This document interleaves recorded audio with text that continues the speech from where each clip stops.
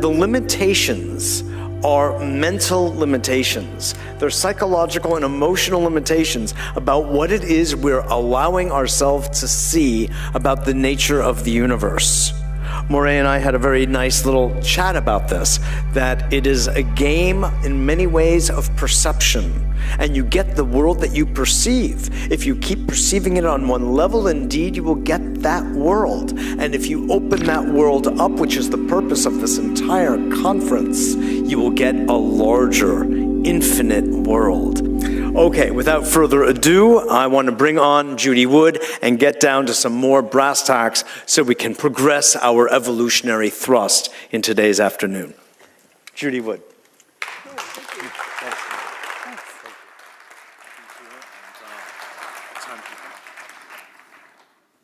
Hello. Well, what makes a scientist? The lab coat? Many folks have said that, well, she's not a scientist, she's not an engineer. Well, what makes an engineer? I have degrees that show it. I have a lot of experience that show that. But a lot of folks need an icon. They need somebody to look the position in order to take it seriously. So I'll go ahead and take these off, or maybe take me more seriously if I wore the coat. Let's see. Hey, you want to pull it off so I don't take off the... How far do you want to go? Yeah. There you go. Most people don't realize that this lab coat originally came from, does anyone know? Madison Avenue. They decided that doctors will look more official and authoritative if they wore a white lab coat. Thanks. Well, one thing that does make a scientist is a bag of evidence. This is evidence, and that's what we're going to talk about today. So, where did the towers go? We assume where they went. But did anyone ever stop to think about that question? One thing about evidence is that it's there, it's truth. The evidence is always the truth. Assumptions are where you get off track. So let's start. Once upon a time, there were two buildings, two towers, and then they went away. Well, third tower and a fourth tower. This is all that was left. This is just that yellow corner of that building, and all that was left.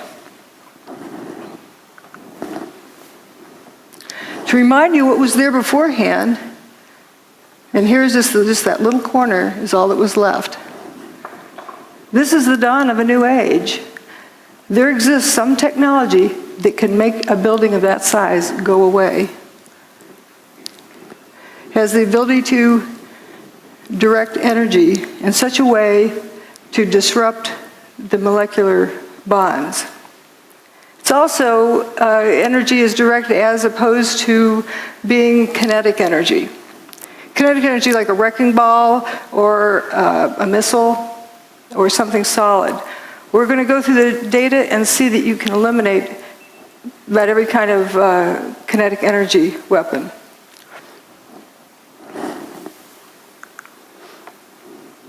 And we know this technology exists.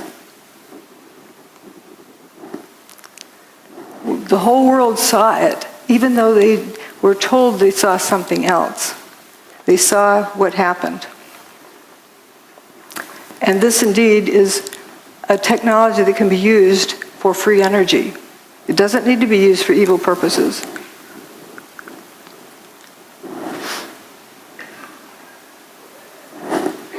Oops. Again, that's all that was left, just a story or two of that. And would you believe it, that 14 people survived in there? So what we're going to learn is that the towers didn't burn up, nor did they slam to the ground, but turned into dust in midair. That's not a collapse, that's dust squirting up.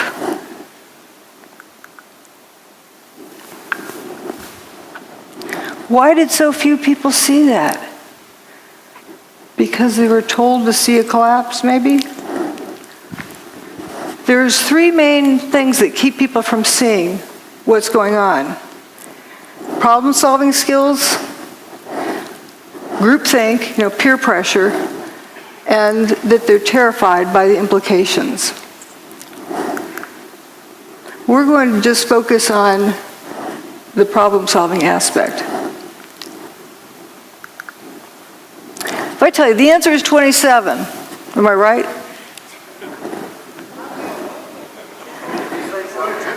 Well, what's the question? What's the problem I'm solving? If you don't know the problem, how do you know if the answer is right or wrong? You first have to define a problem before you can solve it. And it can be referred to as a syntax error because the order matters. Like when doing this math, are you adding those numbers together first or multiplying these first? You'll end up with a different answer depending on how you group them. The same thing with crime solving or with problem solving. The order matters. So if you start out with a theory, we have thermite or we have bombs or we have airplanes or whatever theory someone has, and they take their pick from this list of things, and then they go cherry picking and searching for the data that's going to support their theory. So in essence, what they've done is determine the problem. But what happens if it was something else that they didn't take into consideration? They'll never get to the right answer. And that actually is one of the key things in a cover-up. You get people arguing about guesses, about assumptions about what the problem is, and they never look at the problem. If you don't look at the problem, you can't solve it. So what they're using is a theory to determine what happened. That's the wrong direction. We have to start out with what happened. You collect data, and the data always tells you what happened. And from that, you determine how it happened. But only after you first establish what happened can you determine how it happened. If you don't know what it is, you can't determine how it happened. For example, look at these beams falling with dust trailing behind them, opaque dust. Let's say you're going to impersonate one of those beams. So you cover yourself with dust and jump off the top of the building. From the ground up, would someone see that dust trailing off of you? No. You need more dust. Okay, let's say you get a couple of armloads of flour and eject it out as you're falling. Can you impersonate this? No, that's opaque dust. It initially blocked out all of the sunlight, 100% of the sunlight, so it was pitch black. It's very dense dust. And you come to the realization that these pieces of material are becoming dust. They're frothing up into dust as they fall. And they didn't hit the ground.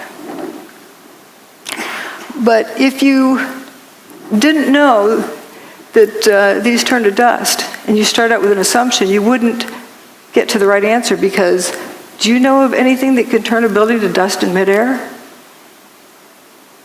Something turned it to dust in midair. So it's important to first determine what happened, then how it happened, and only then who did it or why they did it. But again, we're just going to focus on what happened. The towers didn't slam to the ground.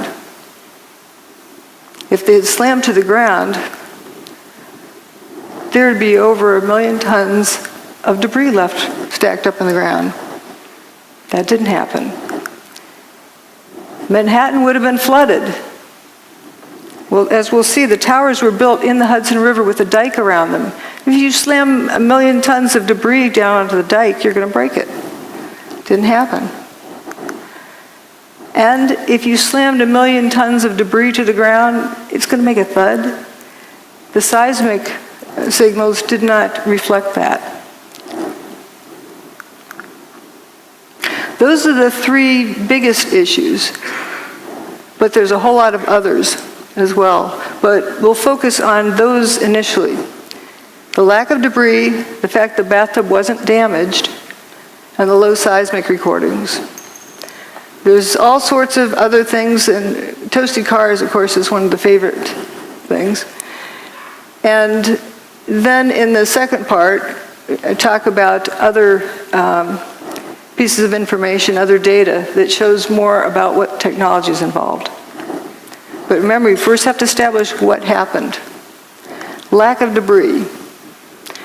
Again, if over 1 million tons of debris slammed the ground, you'd see a pile of debris left over.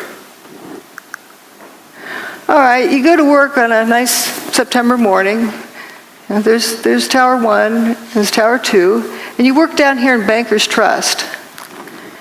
So you're going to go into your office there in Bankers Trust, and then you're going to look out the window and see what you can see. Down here, you look out the window. What's it going to look like? That's looking out that window. Air-conditioned office, looking across the street, and whoops, where did the building go? This is right after 9/11. Tower 2 is basically missing. Tower 1 is missing over there. I think everyone would have to agree there's not enough stuff left piled up on the ground. So again, we were looking out there. Now we're going to look the other direction. And there's this main body goes missing. Just the north wing is left. The building just went missing. That's building 4. It was a 9-story building.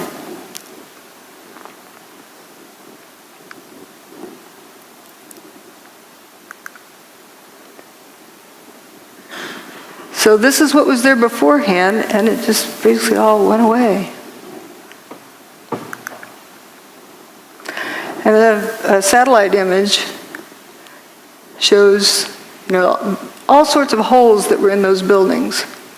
The middle part of building 6 is gone. It looks like a post hole digger cored it out. You have holes over here on Liberty Street. Even some holes in Vesey Street. And notice again that north wing is remaining, but the main body's gone. And this is Bankers Trust, where you're looking out the window, seeing a non-building across the street. Few people talk about this building. It's a 22-story skyscraper. Well, it would be the tallest building in most small towns. It went away except for that last little corner. And building 7 over here as well. Every building with the WTC prefix was destroyed that day. So we're going to look at this direction. Now, a lot of people talk about hearing the BBC announce early that Building 7 went away. Well, CNN did the same thing for 1 Liberty Plaza, but it's still there. They just get excited and want to be the first to report. And we're going to go down and look on the ground and see what it looks like down in here. Looking at the front door of Tower 1.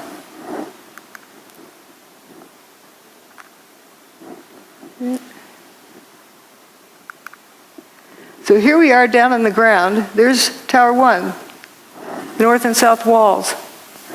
Ambulance that was parked in front of the front door of Tower 1. It doesn't look clobbered by anything. This picture, I believe, was taken on 9/11, later in the day. I don't see any big steel beams on the ground. There's aluminum cladding. The towers were built with steel columns on the outside that were covered with aluminum cladding. And you see the aluminum cladding. The ambulance looks pretty good. This was the day after 9/11. Peter Jennings in the studio. Do we have sound? Uh-oh. Well, what Peter Jennings is saying is, George, oh, you got it. And have you been able to Start again. This is Stephanopoulos is down in Lower Manhattan today. George, I don't know if you heard a little earlier me raise this question, which was actually raised by ABC's Jackie Judd, as we look at these areas down below and the video of where the towers used to stand and where is all the rubble gone. And have you been able to, is there any way you can answer that question? I'm sorry, Peter, I didn't get the question. Okay, I apologize. Jackie Judd and several other people keep asking us, when you look at where the towers used to stand, there is surprisingly so little rubble. Where did all the rubble go? It's a very good question, Peter, and I have asked some people who've been doing some of the rescue and recovery work this morning. If you look behind me, you can see the very remains, the skeletal remains of the World Trade Center. And one volunteer, Robert Gerlinski, explained to me the reason there's so little rubble is that all of it simply fell down into the ground and was pulverized, evaporated. This is vital information. I really feel for George Stephanopoulos. He's got this job telling the world what's going on there, and that's the best he could do. And we humans tend to keep asking questions until we're given an answer. We don't stop to think if the answer makes sense. So what he is telling us is that it's obvious there's a big lack of material there.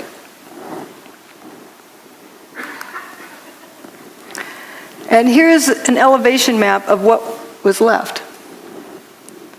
And you see building 4 went missing, the holes in building 6.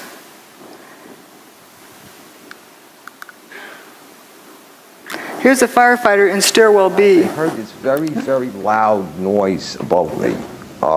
It was just a tremendous roar. Right down here, while that picture was taken. It was above, and it sounded like it was coming towards you, and then the wind, a very, very fierce wind, and my head started lifting me up off the ground, and so that's when I crouched down. The next thing I just crouched down. I got to the corner of the staircase by the railing, and I just got as small as I could possibly get. Because I'm not a big guy to begin with, so fortunately I'm not. So I got in and I literally, I guess the best way to describe it, I tried to crawl into my fire helmet. That's what I wanted to do, just to protect myself. And I wasn't sure what was going on. I thought the building might be coming down, and I figured, okay, this could be it, and I was a little angry. I said, so like, damn it, like, why me? Why, it's beautiful. I'm going to die in the World Trade Center on a beautiful summer morning. It's like a little denial and disbelief sets in, and so then I started getting hit with stuff. It was just debris was hitting me, and it went dark, and then the next thing was just total silence, nothing, no wind. No noise, no light, nothing. And then I started hearing noises. I started hearing like moaning, and guys were starting to communicate, yell out. These were the guys that I was trapped with. They're calling out, who's there, you guys all right, blah, blah, blah, and this kind of thing. And I realized I was other people. I wasn't alone, because when you're alone in a situation like that, it's like existential isolation. It's like, and then when you find out you're with other people, it makes you feel a lot better. Even though you're in a very bad situation, at least there's other people. But then the strangest thing happened. This beam of sunlight came right in on us, like about 8 inches long, but it was clearly sunlight. It was all dirty, full of debris, and it looked like pepper was floating around in it, sort of. But it was sunlight, and I'm like amazed now. It's a 110-story building above us, and I'm looking up at the sun. He was right at the base of this building. But when you came out, you had no idea where you were. There was no way to tell north, south, east, west. It was just the whole atmosphere was full of debris and papers and smoke, and there was no landmarks. There was no way to make a reference point. You couldn't see the sun anymore. The sun had gone away because the sunlight that had come in now was gone, and so there was no way to tell which way you were going. He was at the base of this building while this picture was being taken. And all 14 of them walked out on their own steam. Let's see. Here again is where they were. Jay Jonas was one of the ones with them and said, I looked and said, guys, there used to be 106 floors above us, and now I'm seeing sunshine. There's nothing above us. That big building doesn't exist. Then later said, these are the biggest buildings in the world, and I didn't see one desk, one chair, one phone, nothing. Another survivor described walking out onto an empty football field. This is from the base here. This is what was there that went away. And that's where another 14 folks survived, in that little stub at the end of that first building I showed. And they had that hole in Building 6 where 50% approximately of Building 6 was missing. And the main body of Building 4 went missing.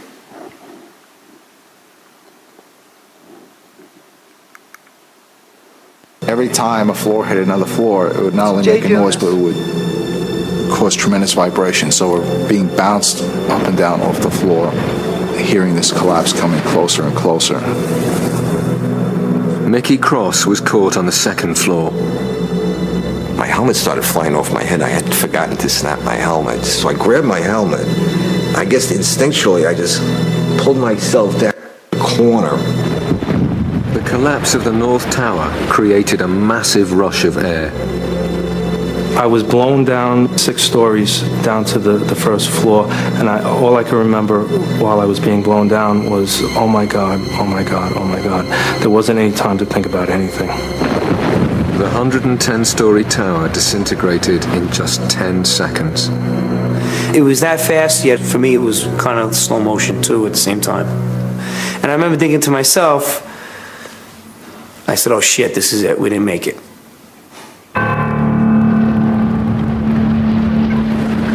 Faced with what seemed like certain death, the trapped firemen thought their last thoughts and prepared to die. In those 10 seconds, I was like, well, I'm 33. What have I done with my life? Worked almost all the time. My wife is going to, be a widow now. And I pretty much saw myself. Pretty much saw my funeral. I saw everybody at the wake at my funeral, and my parents and family there. You think about everything, I guess, that you haven't done in your life, and you realize that, is this it? Are you going to make it out of here? And I was just too young, and I have too much more to do with my life than for this to be it. I thought I was going to be dead in a few seconds, and I remember feeling, I hope this is fast, because I had a fear of being trapped, like say with a broken back or severely injured, and still being conscious and alive. It was strange, but I was at peace when the collapse actually started. I said, all right, whatever's going to happen now is going to happen, and I hope it doesn't hurt too much, but the fear was gone. The collapse of the North Tower killed over 1,300 people trapped inside the building. But some of the concrete walls encasing Stairway B had remained intact, and enclosed within them, 14 people were still alive. As they opened their eyes, it seemed as if a miracle had happened. I could hear Mike. I could hear him groaning. I could hear him called out to me. I called out to him, so I knew he was alive. From the neck up I seemed okay, but everything else was just like pins and needles. I mean, I was slapping my leg with I'm watching my arm hit my leg, but I can't feel it. I had my flashlight on my side, and I looked at my hands and looked at myself to see if I was bleeding or anything anywhere. When he heard noises around him, Captain Jay Jonas realized he too had somehow survived the disaster. I wanted to know who was still alive. And I started calling them out by name. All of the people in their group survived. That's a nice happy ending. But the descriptions they gave were not of a building falling on top of them, were not of bombs exploding around them. It wasn't high heat. They didn't get cooked. They didn't get squashed. the building just turned to dust above them. So we're going to look now at what was left. If we go down below the ground in that corner, well, here's what it looked like. The building indeed, the main body went missing, just like it was sliced off there.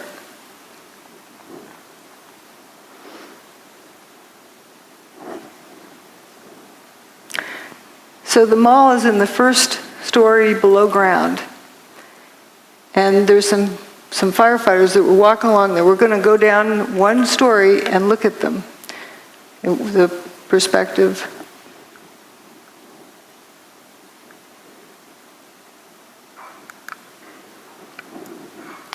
Here they are. That's right under that area. It's a little bit punched in down here, but you can read innovation luggage, Hallmark cards, so you know right where they are.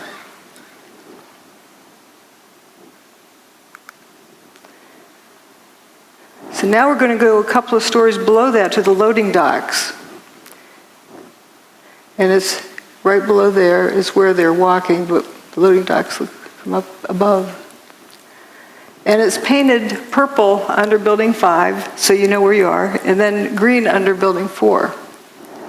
So it's color-coded so the delivery trucks know where to unload. And we're going to look down that direction.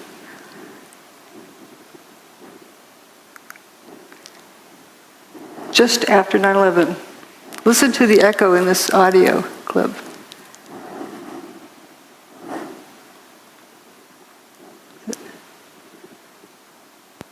Going down to the parking garage. We're in quite deep. These are the first pictures of search crews underneath the World Trade Center desperately looking for survivors.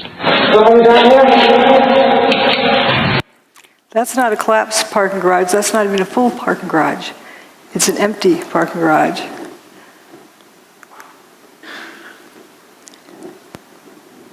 And we had this left. You can see remains of Tower 1.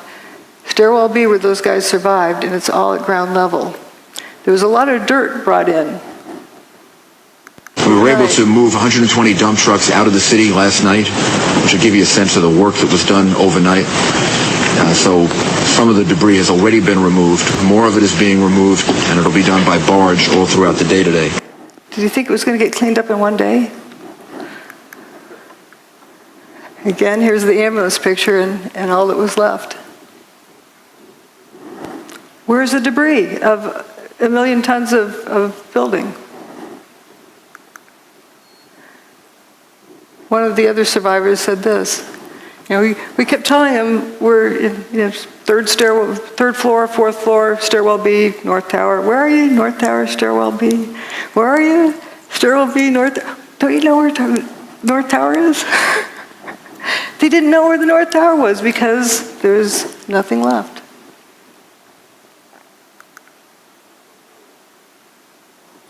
And do you blame them? Here's right where those guys were, up in that little corner.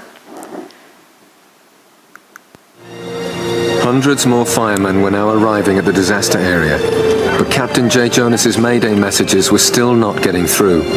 Trapped down in the remains of Stairway B, there was nothing else Jay could do. We realized we can't get ourselves out. And that's a big mental leap for a fireman to take, because we're so used to being the people who are going in to rescue someone. Now, the roles are reversed, and you realize you're helpless yourself. But with the survivors buried alive beneath a debris field that extended over 16 acres, it seemed they would need another miracle to save them.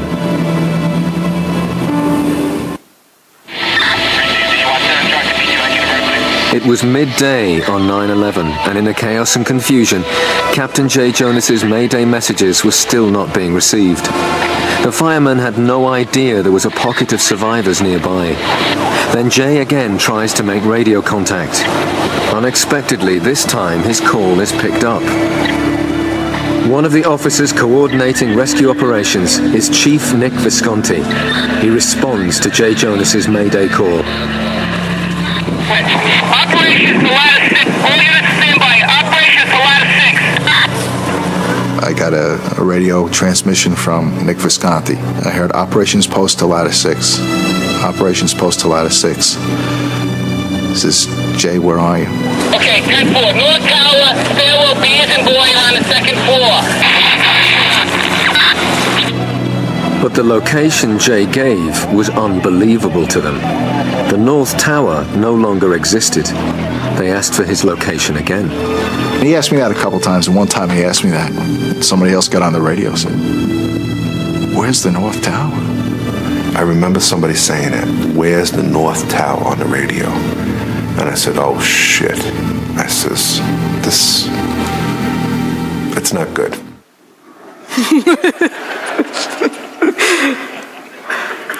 What I like about these clips from the BBC's show about the miracle in Stairwell B is that these are the original people.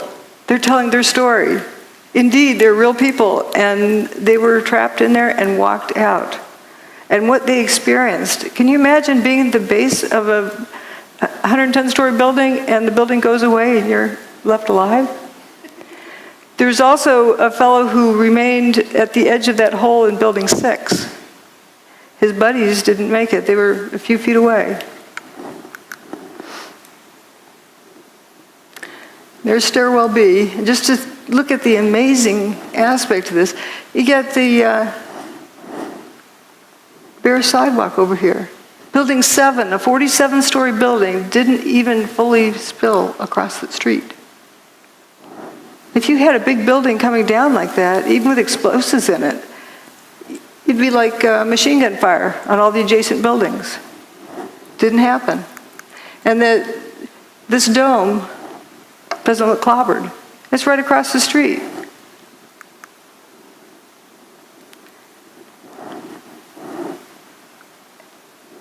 You don't see that debris piled up on the ground. This is right at ground level. So now we're going to talk about the bathtub. I don't know what the lighting is. If the building crashed to the ground, Manhattan would have been flooded because that dike around the bathtub would have been ruptured. And all of the PATH train tunnels and subway tunnels are all connected underground, and they would all have been flooded. That didn't happen. Here are the towers before they built across the street. There was just water right there at the base of the towers. And the towers go well below the water table. There's also the rail lines that come under the Hudson up into the base of the bathtub. That tunnel was not damaged. First they were worried because they had water in the tunnel, but they had fire hoses on it, rainwater going in there. But once they pumped it out, it stayed dry.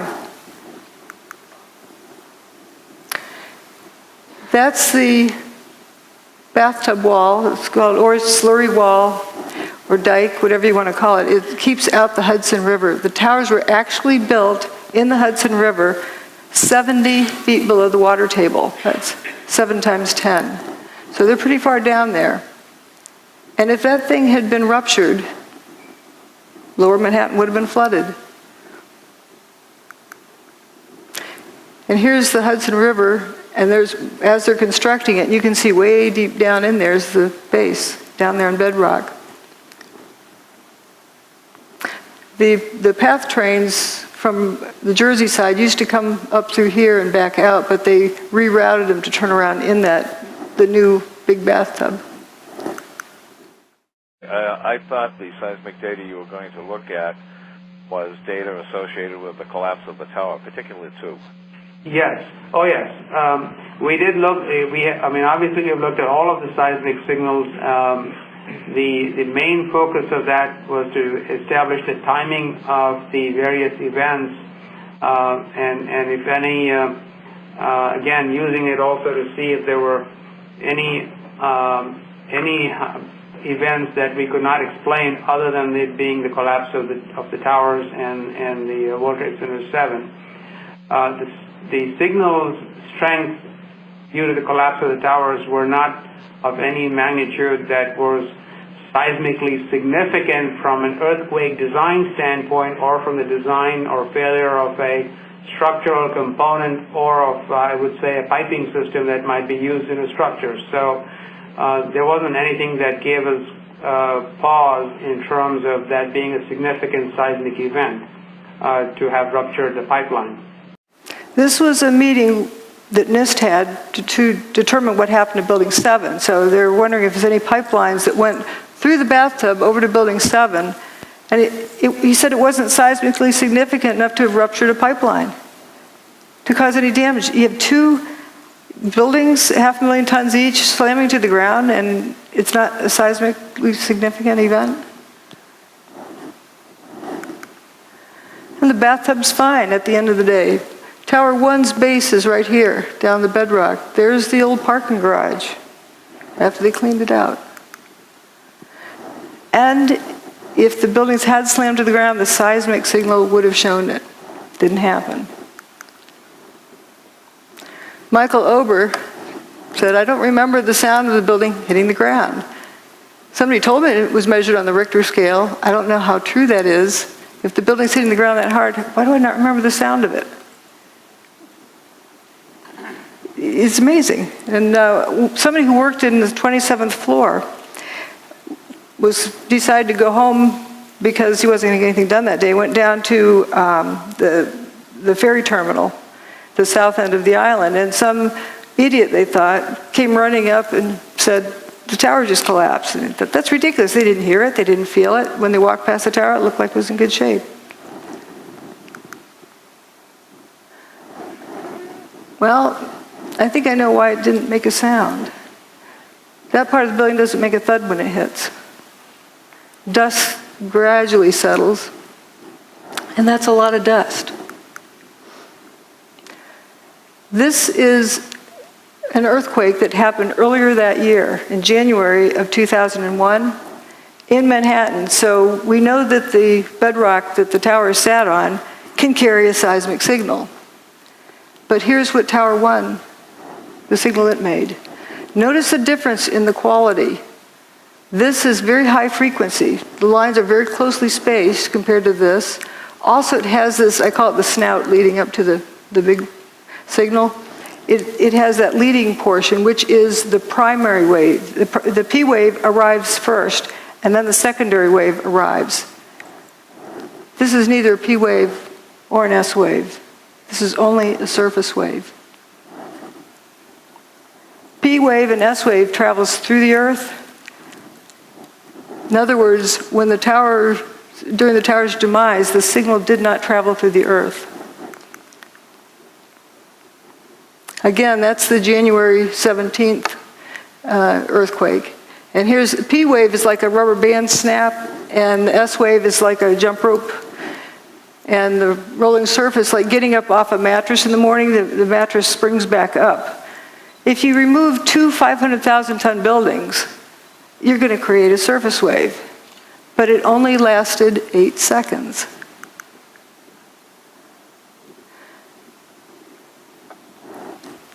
You know, it takes 9.5 seconds to throw a bowling ball off the roof of the towers and have it hit the ground.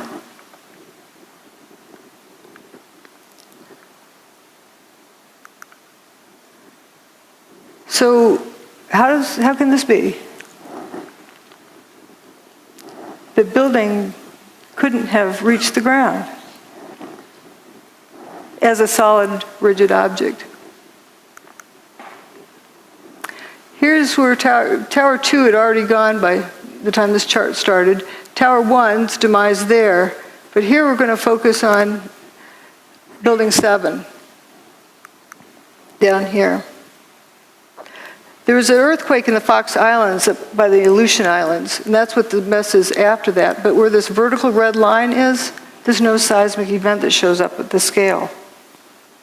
Nothing that stands out from background noise. For a 47-story building's demise, this is the King Dome. So here's a controlled demolition, and it produces a P wave and an S wave. So what length of time does that take? It takes, for a free fall speed from the roof, to the ground is about 4 seconds. But the portion of time that the ground shook was more than twice that. So that doesn't answer the question either of what we saw. And with Building 7, what is very telling is that they calculated when the P wave and the S wave should have arrived because they could not pick it out from background noise. They couldn't even pick out where the surface wave arrived at one of these stations. So there's 5 different stations reporting, and they had to calculate when the S wave and P wave would have arrived, and it was not there. The signal did not travel through the Earth. So if we have Seattle King Dome, we're going to look at things relative to that. That made a 2.3 on the Richter scale when it was blown up by controlled demolition. And we have these 2 towers. Let's say for the Tower 2 was the first to go. So if we turn it to dust, all but the bottom 16 stories, and then drop a 16-story building to the ground, we record approximately the same seismic signal as what was recorded on 9/11. Just pretend this rest doesn't exist. And for Tower 2, if you turn it into dust above the 20th story and just drop a 20-story building to the ground, you get the seismic signal that was recorded. And for Building 7, it's all but the bottom 2.5 stories. Where's the rest of the building? Makes it 0.6 on the Richter scale. That's like a jackhammer. It should have sounded like it was raining dump trucks. You know, big dump trucks go down the road, they wake you up at night because they vibrate the ground. So we've talked about these 3 things. Now we're going to talk about dustification and lather. You'll notice I use a unique language. If you don't know what the phenomenon is, and you use the name of a known phenomenon, that's wrong. You're misleading the direction the information is going in. You're calling something like fire when it's not fire. That's why I use the word fumes, because if you use smoke, you're assuming the cause to be fire. If you don't know what the phenomenon is, better not use a name of a known phenomenon. Well, what happened to these buildings? That's a phenomenon we've never seen before. It needs a new name. I call it dustification. The buildings turn to dust. It's not a difficult word to remember either. And often I use names of food, you know, like Cheetos or something like that. You're not going to confuse this with food. It's better than using characteristic 493-7A. You're not going to remember that. But we're going to talk about dustification. As we talked about before, this is turning to dust as it falls. People often see these squirts ahead of the collapse wave. But what was that? If it's bombs, you'd see a flash and you'd see a whole lot more of them. But if you have the whole building turning to dust as it comes apart, what about the water tanks that are distributed throughout the building? They're going to get weaker and weaker as they're dissolving until they suddenly give way. And I'm tempted to believe that might indeed be what that is. We don't know. But if you got that whole building down on the ground in like 8 seconds, well, let's say 9.5 seconds just to give it some extra, it would have to be squirting out here at the base at a minimum of Mach 1.5. The air from the middle to get to the outside is like Mach 2.5. For sure, all of the adjacent buildings should look like they were machine gun fired. That's a lot of stuff to squirt out of the way. And that's assuming the building took, 9.5 seconds to come to the ground. So you just have this couple little puffs. Something's not right there, too. Now, people who say, okay, they claim they heard explosions. And so therefore, it must be bombs in the building. They're starting with assuming what did it, and then going back to assuming what problem they're solving. instead of determining first what happened. Well, if you recall, blasting zone ahead, turn off cell phones and two-way radios just in case it triggers something. How are you going to get everyone to unknowingly turn off all their cell phones in southern Manhattan for weeks ahead while they prepare the site? But there were sounds of explosions. Bombs go boom, but not everything that goes boom is a bomb. Think of putting an egg in your microwave oven. Turns out there's a lot of folks who talked about these Scott packs exploding at ground level, sitting on the fire trucks. There's a lot of testimony here. We don't need to go over it, but there's various firefighters who talked about hearing these Scott tanks exploding. Now this is slow motion of Tower 1 coming apart. And you notice this, there'll be some column that starts falling down this corner. I think it's in here. And we're going to follow it down and watch how it just turns to dust completely.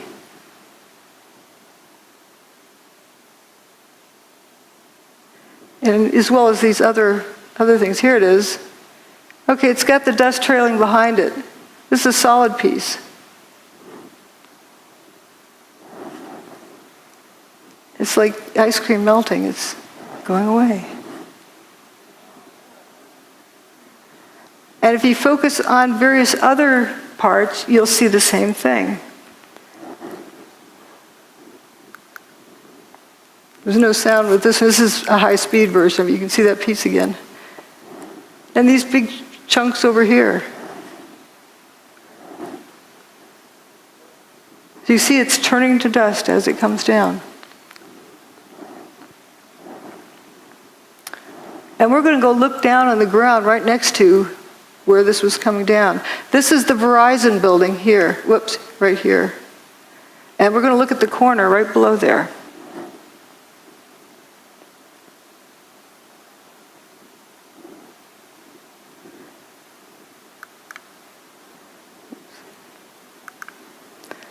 That's the Verizon building right there. This is that intersection where that material was falling. Right after everything's settled, these people who were hiding come out of their hiding places. And they're probably in awe. There's, no building here. You can see sky.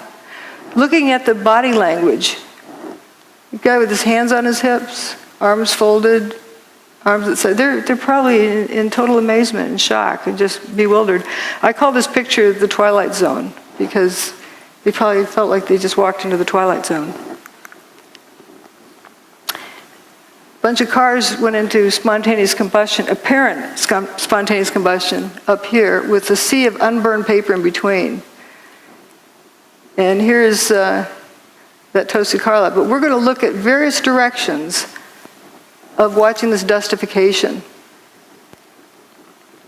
There's a cluster of core columns that remains here. Watch what happens to them.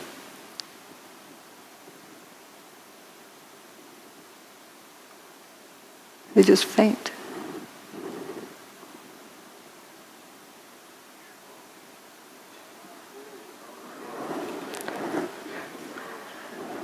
I believe that's the upper part of where those firefighters survived in Stairwell B. Those are core columns. This is another one. See how it peels away like a banana? And you see this clear air around it. Some folks like to say dust settled on it. Well, dust can't settle on something like that fast, without seeing it.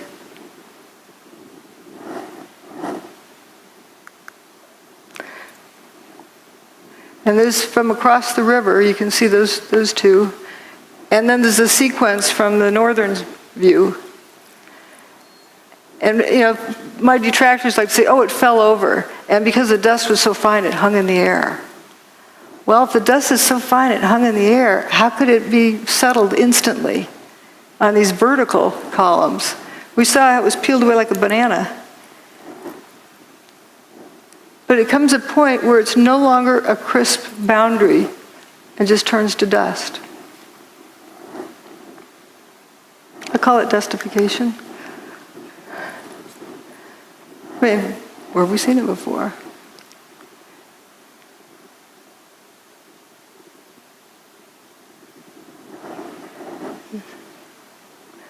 Here goes one more round.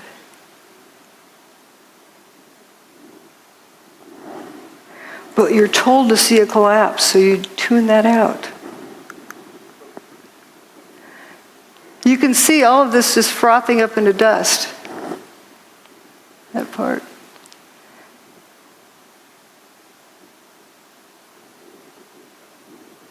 And it's also blowing downward. Very clean edges. So it isn't like dust was settling on it.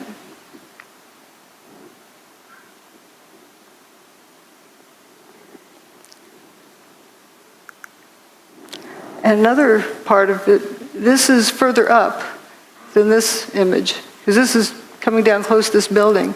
But notice there's some chunks that go missing.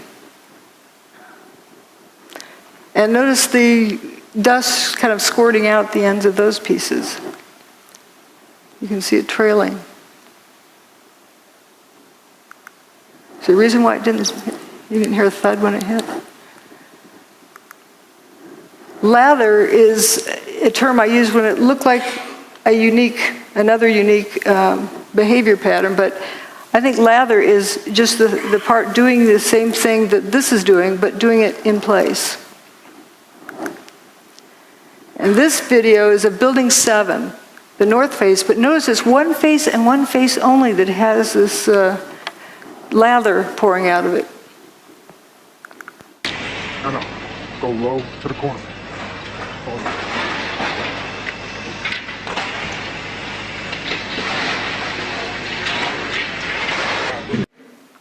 Notice it's spiraling around. And if it was smoke from a fire and it really needed to get out, why isn't it coming out these windows? If there's a traffic jam, why does it take the path of least resistance? The wind that day was 7 or 8 miles an hour. No, go low to the corner.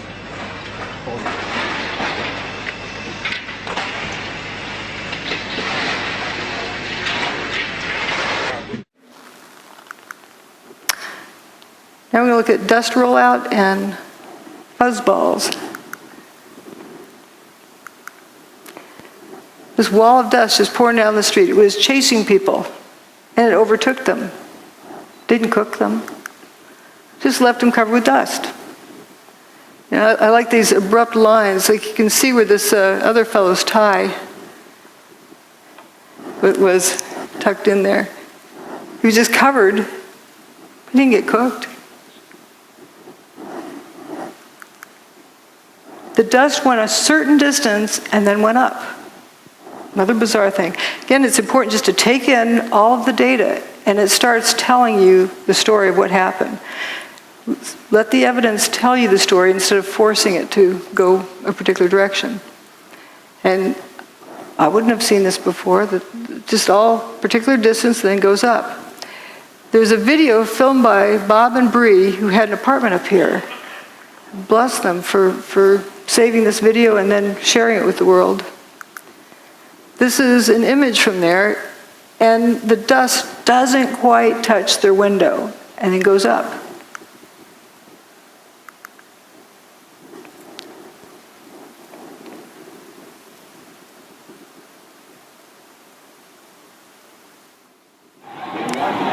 Oh my God! Oh my God! Oh my God! Oh my God! Oh my God! I told you! Oh my God! All these people! Oh my God! Oh my God! Oh my God! Oh, it's awful. Oh baby, hold Lily. Oh my God! Come on, let's go to the other room. Let's see how it started. Is this dangerous? I think it's just smoke. There's no danger of other buildings. Is the air conditioner turned off in the room? Good thinking. And the windows closed in the bedroom? Near the area, an absolute crazy situation. The entire top of the building just collapsed. The entire building just collapsed. Building just collapsed. We're going to leave because... See how it just starts shooting up? It doesn't touch the window. This is a devastating development in our history. It doesn't go past here. Is no more. We do not know at this point the extent of injuries or casualties, how many people were in these buildings trying to get out. We've seen some gut-wrenching. Oh, people are running away. They're running away. Hanging out of windows. What are they going to do? Green You guys grass. gotta run away. You see the obvious. That grass stayed green the whole time. All right, let's go to NBC News right now. I think it's going to be blown away from us. Something like coming. No, it's the wind is being blown away. Horrific, incredible, not to be believed. It just came that particular distance, but it went up. Just a few minutes ago, within the last minute actually, the second Twin Tower collapsed. Just to recap, if you were just joining us, around 8:42 Eastern Time this morning here in New York City, a plane crashed into the right Twin Tower of the World Trade Center. About 2 Isn't it amazing? It goes up. Now, controlled demolition, the dust doesn't really go above the highest point of the building, the original building. But this went up and blocked out all the sunlight for a few minutes.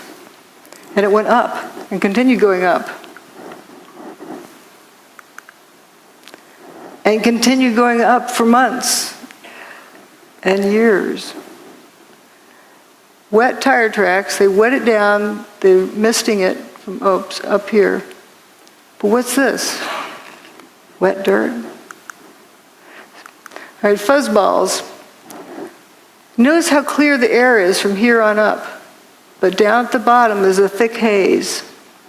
And you'll notice from the time on the clock that it's only 15 minutes after the South Tower went away.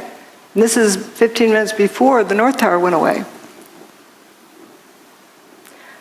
How could that fine of dust have landed in that short of time? It's fallen out of the air because it's clear. And there's several other pictures that indicate this, that it was coarse dust that landed and then became fine dust and began rising up like it kept breaking down. Toasted cars, we got to get to the toasted cars. I say they're toast, they're history. I can't say they're burnt because I don't know that. But they're toast. I just decided to use that word to say something happened, messed them up. You can't fix it, you got to get a new one. It's history. This is a police car found on FDR Drive. I don't know how it got to, I don't know where it was toasted. There were some that were witnessed as being toasted on FDR Drive. But this one is quite interesting in that it has an abrupt, toasted, not toasted. Like it's like it's on the showroom floor. It just had a new wax job back there. What abruptly stops a real fire, a regular fire, doesn't do that. It would be lapping around the corner. Also, why aren't the lights melted? And you have the circular spot on the other side. Gas tank is still, fine. This is where all the toasted cars we're seeing that I'm aware of, as well as the toasted car lot. And the ones we were looking at were down here. And an emergency medical person said you could tell it was hot at the Trade Center because you could feel the heat from the bridge. But paper wasn't burning down here. How could somebody over here, 3/4 miles away, feel heat? Something that they perceived as heat. You said you saw melted tour buses, melted cars? The cars that were right down there, it was just unbelievable. They were twisted and melted into nothing. The debris is just unbelievable. And then you can see fire trucks and police vehicles that were down there early that all their windows, the windshields are completely blown out must have been from when debris dropped. But even more jarring, I think, is this scene right here. Look at these two cars placed on top of one another. I think when you think about the impact that these planes must have had, it's hard to visualize. I don't know what to say. Because everything melted. But here, at least you have some remnants. You have literally an engine that is melded together with other parts of the car. Moving over, you've got another car they moved here. It looks like it's been through a war. You can see the papers, all the burned out papers from the building. You see the soot and the dirt, and it just shows you how devastating this blast was. Look across the street there. You've got a Con Ed truck that, you know, some of the Con Ed people now looking at, examining, trying to figure out which truck that actually was. But that truck, too, in terrible shape. So while many of the items, the steel, was literally melted. People who have been right down next to the base of what was the trade towers say there's virtually nothing. Yes, we'll stop here on this toasted bus picture. Realize there's no burnt marks, no scorch marks on the toasted bus. But yeah, these poor reporters, they're doing the best they can. Remember, the evidence is the truth that a theory must mimic if a theory is correct. Starting out with a theory, if you haven't figured out what happened first, you're just solving an imagined problem, not a real problem. So it's so important to look at the evidence. As we've seen, the evidence is showing us a different story than what we were led to believe. Now this toasted bus, notice there's no big flame marks running up the side of the bus. No scorch marks. Is this echoing? Oh. And then we have also this vehicle that's already rusted. You can see building 7 is still standing. Every car up this road was toasted in some way. Every vehicle. I call this the swamp. I think you can see why. Is it the sound? Oh, yeah. No door handles. Yeah. Not a trace of window glass.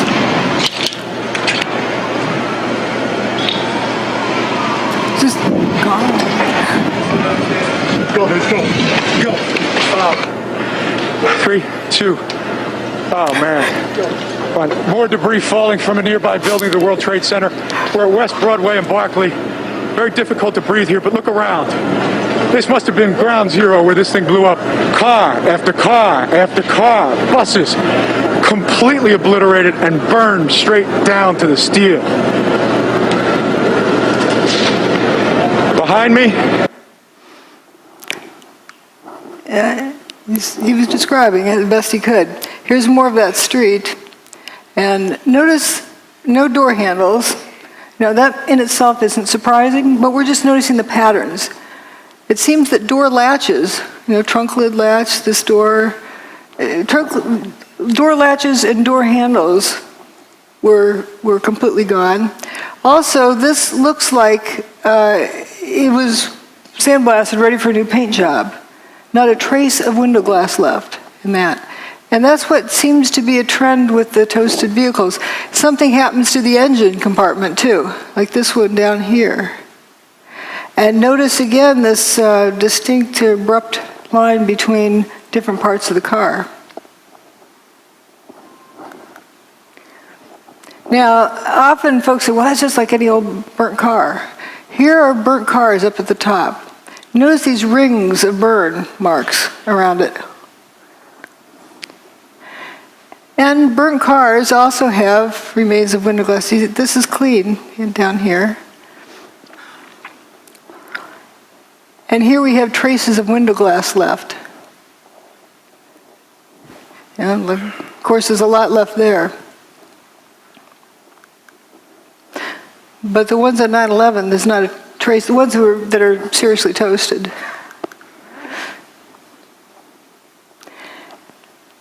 Doesn't look at all. These are uniform colors, like they've been sandblasted, ready for a new paint job. And the insides are completely toasted. I think they threw this stuff in afterwards. But the stuffing is still partly here in the burnout car.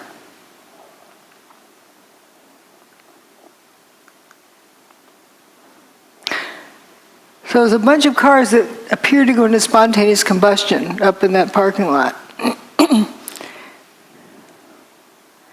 And we have various views of that. And my detractors often say, well, the cars were towed. They were burned elsewhere and were just towed through junkers. But we have photos of them before, during, and after. Here's the toasted car. See how it looks like this flame coming out of them, but the sea of unburned paper in between. The building's over here, the towers. And here again is tower still standing.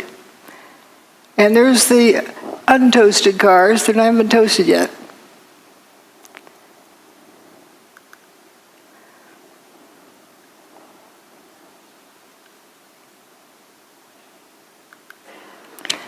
And there they are. They haven't been toasted yet. They're still in good shape.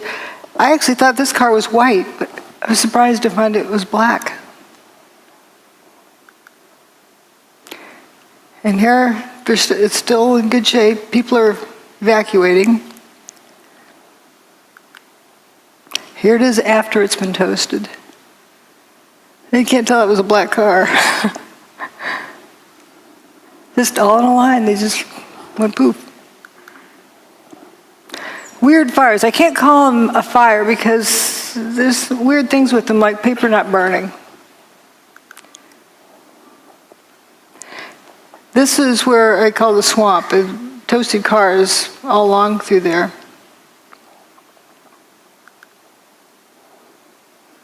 And the fellow who came out that door, he's probably the one that left it open, walked up West Broadway, and it was pitch black. And then he said, thank goodness the car started lighting up, because then he could see where he was going. He walked out of there up to intersection C and turned over towards D. And intersections along there, the paper's not burning. Here's the firefighters going for a lunch break. They come, doo-doo-doo, you know. They don't seem at all concerned that they're walking through this fire. They aren't worried about a car blowing up. Now, this is an interesting picture. Often we were shown this by certain individuals who would say, see, molten metal. But wait a minute, what's really going on here? This is an igloo cooler and a trash can that aren't melted. If this is white hot, then it's got to be, you know, hot enough that it's going to melt this aluminum. Aluminum melts at around 660 centigrade, and it's a kind of a barely a beet red.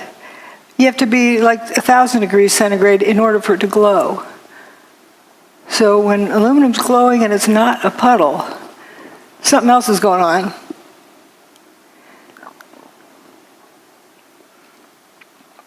So we're told about pools of molten metal. Well, that's paper, not burned.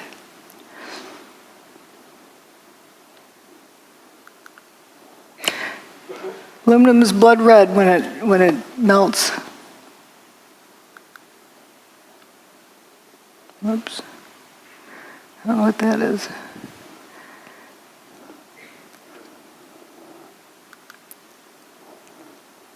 Again, remember this temperature, and up here is where you need it to be well above where aluminum melts. But you see, this aluminum cladding appears to be glowing on the end. This corner up here. And you get these, I call them Cheetos. And in case people don't know what Cheetos are, you know, the orange thing on the ground, and you're not going to confuse that with a piece of steel, but there's these little things that look like Cheetos that are glowing. Pretty strange. Videotapes the firefighter reporting molten metal like a slurry or a steel mill or a volcano. Those are quotes. Giant pools. What about the pictures of them dragging oxygen hoses all over the steaming supposed hot metal? If it were that hot, you wouldn't dare do that, would you? Would you? Well, we do have the infrared photos of the molten metal. Well, again, what melted the metal? Was it heat? Or was it something else? Here on this thermal map that is so often quoted, point E is right next to where building 3 had been. Here's point E. According to the measurement there, it's supposed to be 819 Fahrenheit. That's above 212, the word water boils. This guy doesn't look like a boiled chicken. How hot can that be? So the color in that map meant something else. It wasn't temperature. And nice bushy trees didn't melt, or didn't burn, neither did the paper in the street. But what happened to these vehicles? What happened to his engine? And where that firefighter walked up the street and turned the corner, here's right where he turned the corner. Again, you have these Cheetos on the ground, whatever they are. What's strange is the fire on the side of the van in front. And again, it was a different contrast. You can see it's just on the side of the van. What's burning?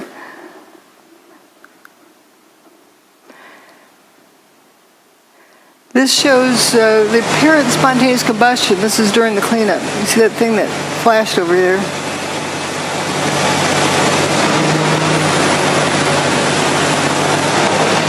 I think there's another slow motion clip of it. We'll see it over here somewhere. Oh, there it goes. Just apparent spontaneous combustion.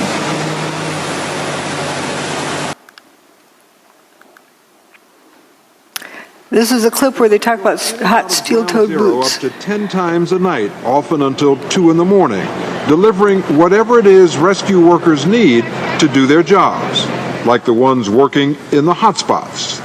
Steel-toed boots is one of the biggest things. Steel-toed boots? Steel-toed boots. Out still on the rubble, it's still, I believe, 1,100 degrees. The guy's boots just melt within a few hours, and they're burning their feet. That story was repeated again and again and again. People assumed it was proof that it was hot. When my steel oven melts, the turkey inside is more than well done. So how can you have steel-toed boots melting and there's no reports of burned feet? How I hear that is the boots were coming apart. They're disintegrating. Someone suggested it was because of heat. And people just ran with that story. It was the best, the only answer they got to the question, so they ran with it. But something was likely happening to those boots, coming apart. But you can't walk around on a barbecue grill without burning, if it's that temperature. Mayor Giuliani. There were fires of 2,000 degrees Fahrenheit below the ground. I could be standing here and you could be standing there, and I could be describing to you, Governor, the site, and then a fire would break out in between us.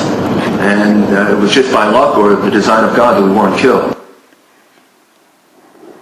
He was standing on 2,000 degree temperature pile. He doesn't mean to be sounding like an idiot. He was describing something that he experienced, and that was the best explanation he could give. Weird apparent spontaneous combustion. So here we are, down to the rolled up carpets. We'll see why I call it that. At the end of the day, you have these straight soldiers here. If you have buckling from overload, doesn't it bend over? Doesn't it bend around the horizontal axis? Why is everything straight? If you overload these outer columns, they're going to bend. If you mash something down real hard, it's going to bow out. Yet what we have, instead of having it bend over, is curling around the vertical axis. Here's a cluster of 3 columns. And this lasagna noodle, see, you can't confuse that with a piece of food, but it emphasizes the fact that this isn't loading that does this. Something else happened to this. This is straight, it curled around the vertical axis, not the horizontal axis. How do you get something to bend more than 180 degrees and not even crack?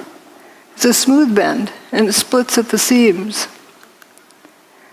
This is a very interesting one. I'd like to have somebody, an engineer who claims that that's normal, draw me a free body diagram and show me the loading to put on that beam to make it do that. It's not like a rubber band that recoils. If it's hot and it's flowing, it doesn't have the strength to recoil. So how do you explain this crinkling up, like curling ribbon? Now that's what buckled beams look like. They don't do that. You see through holes there. It just happened at one place. This was found in Banker's Trust. Banker's Trust was determined to have not had any fires in it. So we're going to begin the proof of concept. Okay, here's what we found at the World Trade Center. And here's something that John Hutchison bent. It's molybdenum. It's not cracked in the corners either. Smooth curling. When I first contacted John Hutchison, I sent him this picture and said, does your neighborhood ever get to looking like this? Because you have this toasted vehicle here, and the one in front is parked in the right place, but it's just got the tires in the wrong direction. You know, it's not oriented correctly.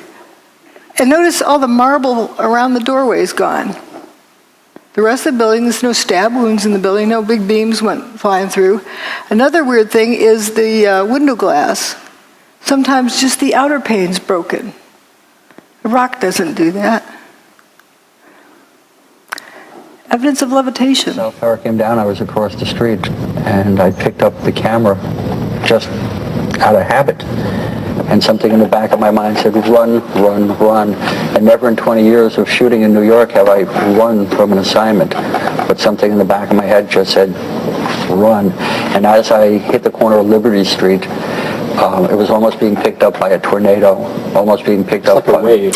It was like being picked up by the black cloud. That black cloud had substance. It was like night, but it had a solid feel to it. It was like gravel, hot gravel, and just picked me up and tossed me about a block. At one second I was running, and the next second I was airborne.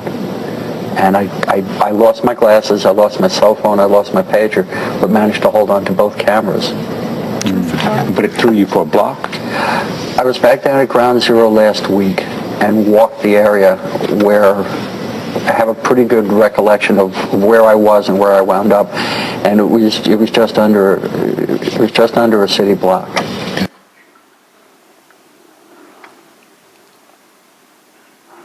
It was this blast of warm air. It wasn't hot. It was warm, and it picked me up and threw me up against the wall of the building. You were picked up off the ground. Physically picked up off the ground. I remember an explosion. At that point, I got knocked out. I don't remember anything. Then I got up, and I looked out the window because the windows exploded, and the street below caved in.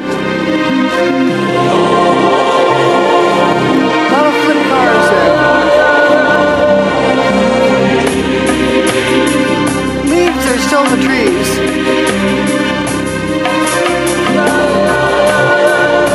This is in good shape, but upside down. The cars appeared to be either flipped or toasted. Now let's consider something else here. John Hutchison's work, he's got water drifting up, levitation of water. Now we'll come back and talk about the weather. We need to talk about the weather, right? Someone thought it was a nice, beautiful day. Well, it was right directly above Manhattan, but not a few miles off the East Coast. See, as nice as can be. Here's Geraldo Rivera, who's chased out hurricanes for 40 years. Have been so attracted over the years to hurricane coverage, but there's risk involved. There is, the peril of not knowing what's going to happen, that adventure, and it's pitting yourself against an enemy. It's like war, only no one is shooting at you specifically. That's what the allure. But there is an area storm that the juices don't flow, and you look and check it out. Remember that? When that? I watched that live too. And maybe a star on YouTube. You got to get up close and personal. And this was Hurricane Ike, I think. That was recent. That was wasn't this Rita?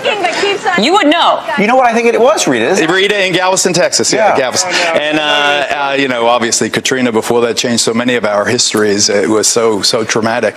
And it's one funny thing I think of If only a hurricane had come on 9/11. And it was that crystal clear September day. Sure was. Beautiful. And if it were only one of these weather days, history would have been rewritten. And I think about that a lot. This is what was shown on television that morning of 9/11. This is where the hurricane was at that moment. See anything missing? This is where the hurricane was, here.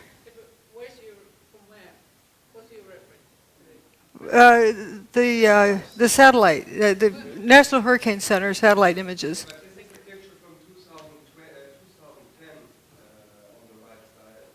That's Geraldo from that time. The rest is from 9/11. Yeah, Geraldo apparently didn't know there was a hurricane that day, and Joey Moore, a flight attendant on 9/11 who flew out of Boston's Logan Airport just before the fatal flight that left, did not know there was a hurricane either until he saw it on my website. But why didn't they mention it? That's the question. It begs the question, too. Yeah. Because you know how much they like to milk those for all they can get. They love to report on hurricanes. But do you say that they were manipulating? I'm not saying anything. I'm just noticing if people didn't know there was a hurricane coming and you saw it was headed straight for New York, if it hadn't turned around when it did, Manhattan would have been flooded. And how fast can you evacuate that many people from Manhattan? Can you afford that risk unless you absolutely know there's no chance? Unless you know, how would you know? Right. Was it reported on any other media, such as whatever the shipping forecast? It does show up the National Hurricane Center's text forecasts, but they were very played down. They weren't shown on the media. People were not aware that there was a hurricane there.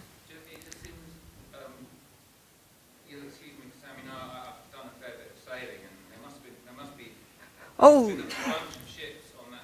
they took the ships out to sea because they knew that the hurricane was coming.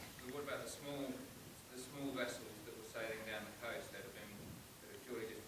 have been They may have looked into the National Hurricane Center's reports, but it was not something that was heavily publicized. It wasn't zero publicity on it, but it was very underreported. I'm confused here. Are you saying that they actually moved the hurricane away? They had the technology to push the hurricane away? Whoops. Or it was just that coincidentally the hurricane went away? Doesn't here. I can't back it up. The hurricane for 4 days was going in a straight line. And then on the morning of 9/11, it stopped, turned around, and that afternoon it started heading out of town. So you think that was artificially done? I'm just reporting what the evidence is. I don't want to guess, but I can say that if they didn't know it for 100% sure that it was going to turn around, if there's any question, why weren't people told to evacuate? Just in case. Oh, because the people at the time were told to evacuate because of the hurricane? No. Nobody was told to evacuate because of the hurricane. That's the puzzle, that nobody was really told about the hurricane being there. It just happened to be there and then turned around and left quietly. You know, we're told this is nice, wonderful September day. But it could have been used. Let's see, this isn't doing so well here. Judy, as a suggestion, might I suggest that it would help audiences such as like me, for myself, this is completely surprising information, astonishing information, to have a kind of secondary source of confirmation. National Hurricane Center. I've got all of the references in my book, and this is that satellite image of the hurricane is from the National Hurricane Center. You can download it yourself. I'm just saying that I think it would help your presentation. Excuse me, drjudywood.com/articles/Erin. You'll find 5 pages of multiply referenced data from the UK Meteorological Office, from the Canadian Hurricane Data Centre, from the US Hurricane Data Centre, and other sources. And I've got more if you want to write to me, I'll send you other stuff. Let you get through your... The clicker doesn't work. Ladies and gentlemen, let's let Dr. Judy Wood get through her presentation, and we've got plenty of time for questions afterwards. Thank you so much. So let's also look at some other information. Now, the hurricane was going to turn around at some point. They thought on day one it was going to turn around because it was a high-pressure system moving across the U.S., but then didn't. Well, maybe on day two it didn't. Maybe on day three it didn't. Maybe on day four. Thank goodness it did. They had predicted it was going to turn around all this time, but did they really know when? If they didn't know, they ran out of room.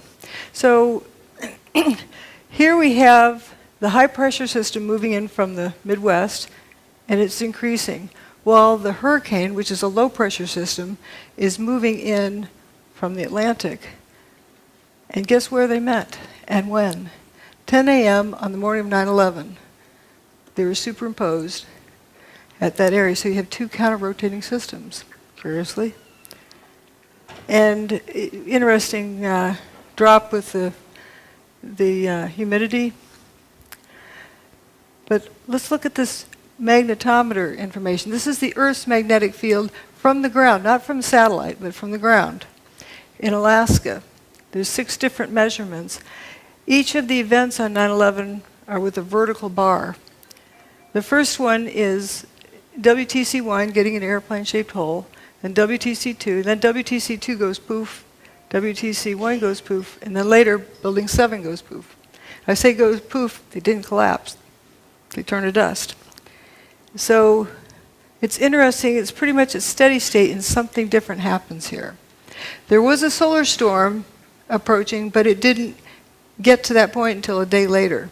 So there's something else going on here.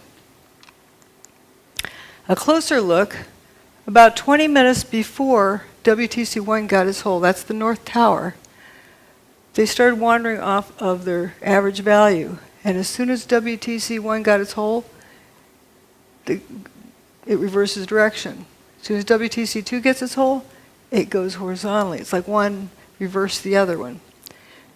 Maybe coincidence? And then when WTC2 goes poof, they start going downhill, but when WTC1 goes away, it really drops off the cliff, and then things are all haywire all afternoon until WTC7 meets its demise. The Earth's magnetic field, as recorded at 6 different stations. Again, here's where they start wandering down. There's actually 3 different measurements for when the North Tower got its hole.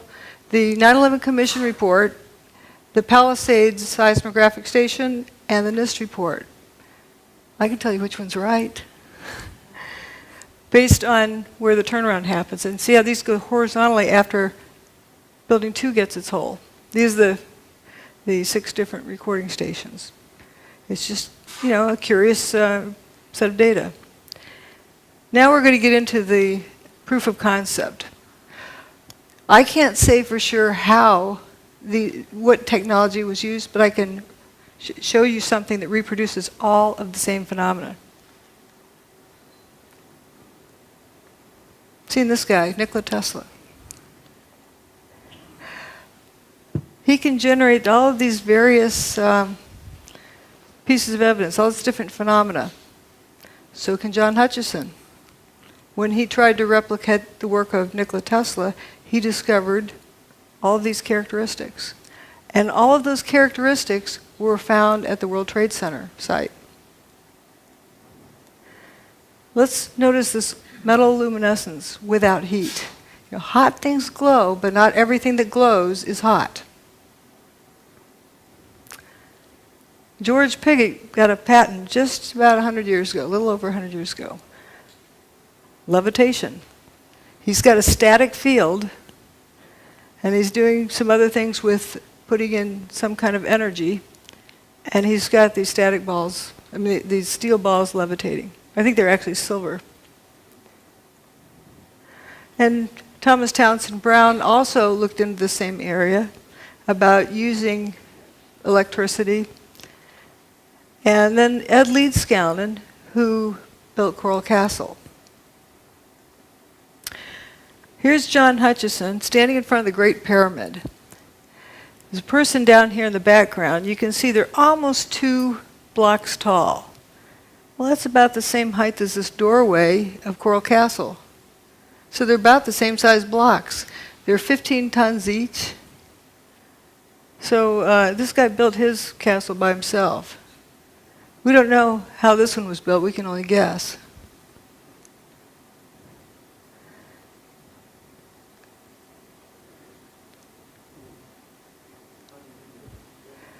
Well, let's look at how John Hutchison's more of work here. This is an iron block. It's 2 inches by 2 inches by 7 inches tall, solid iron block.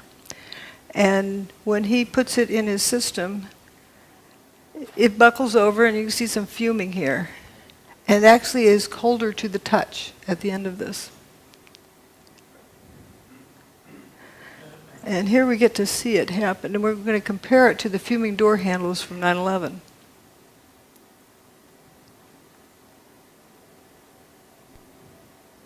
Here's the door handle.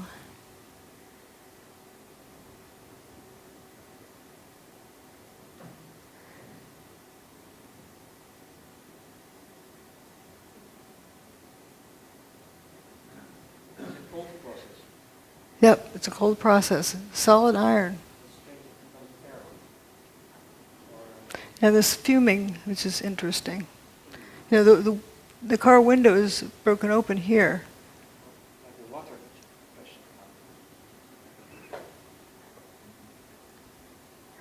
We're going to look at some other things about the weird fires. I can't call them regular fire because I don't know that. The weird fire, just to note that it's not something that you know for sure what it is. It's glowing, but the paper doesn't seem to burn. If this was glowing because it's hot, it'd have to be at least, 1,200 degrees centigrade. Aluminum melts at a little over 600 degrees centigrade. It's not a puddle. This aluminum is not a puddle, so how hot can it be? And this igloo cooler and the plastic trash can are not melted. The paper is not burned either on the ground. So what is that color? And another weird thing about this, right across the street over here is the Burger King. And inside they're flipping burgers, cooking burgers for the firefighters. Not serving to the customers, and then the building across the street was missing. It's just a weird sight. Now this van is also interesting that, you get all this something looks like it's on fire, weird fires there. This van down here has a fire on the side of it. What's burning? And if you say falling debris that was on fire hit these vehicles, why didn't it hit anything else? And how's it, under the vehicle? It's just very strange. This Park Place is several blocks north. Now here's John's boat experiment.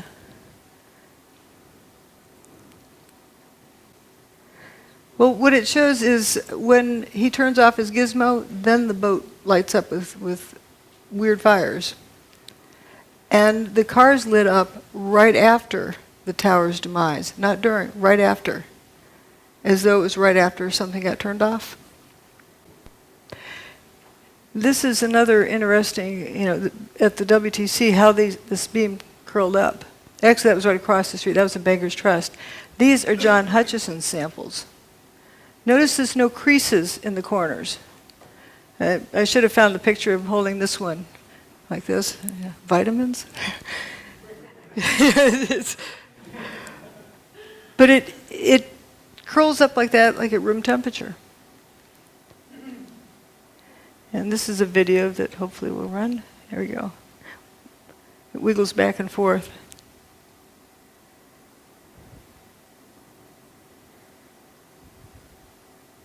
Now watch this thing. It's going to come apart in here. It's starting to come apart.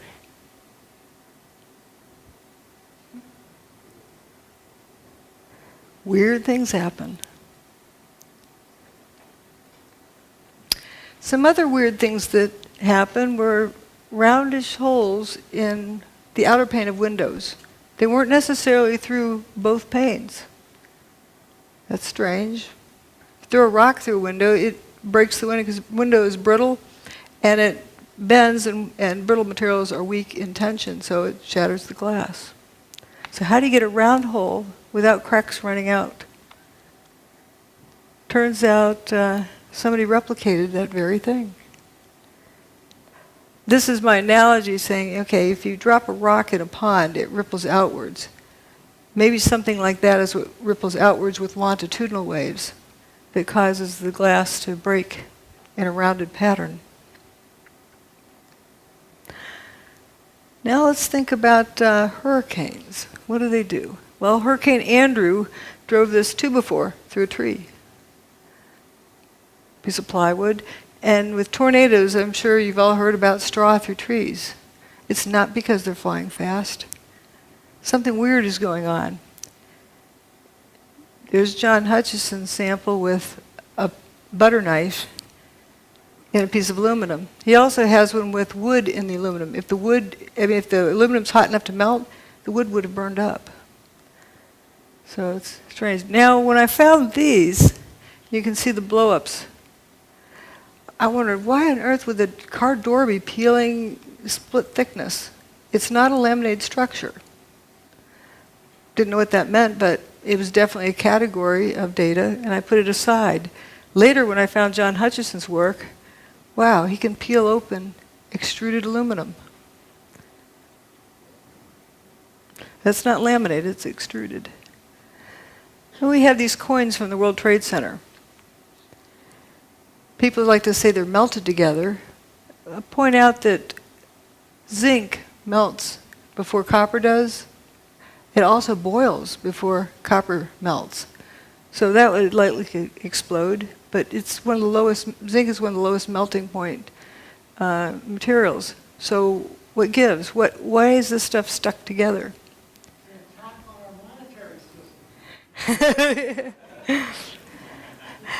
And this is the only surviving file cabinet from Ben & Jerry's ice cream store.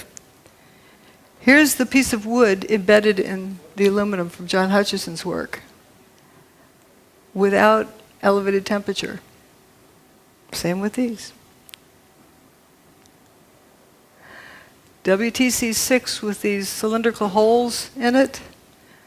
Well, here's John Hutchison's aluminum sample with cylindrical holes in it.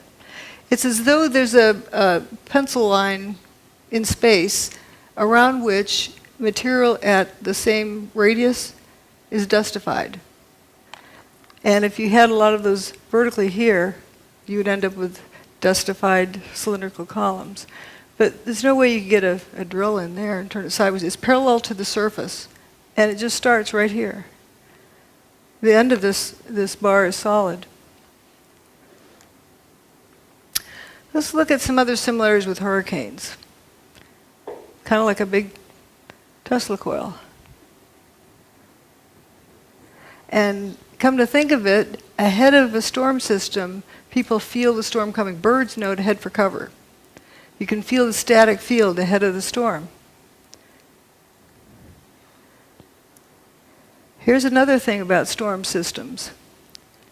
I don't know if this needs a click or not. This is from this past spring in Texas, where there's a bunch of tornadoes, and you had flying trucks. It went across a transport company, trees flying through the air, semi, the trailers, there you go, a couple of semi, look at that, the beds of the trailers hurling, twirling around in the sky and then dropping down from at least 50 feet high down into the ground. We saw trees, there goes another semi. And it's spinning. It's spinning, down it comes, bang, lands on its nose right down at the ground.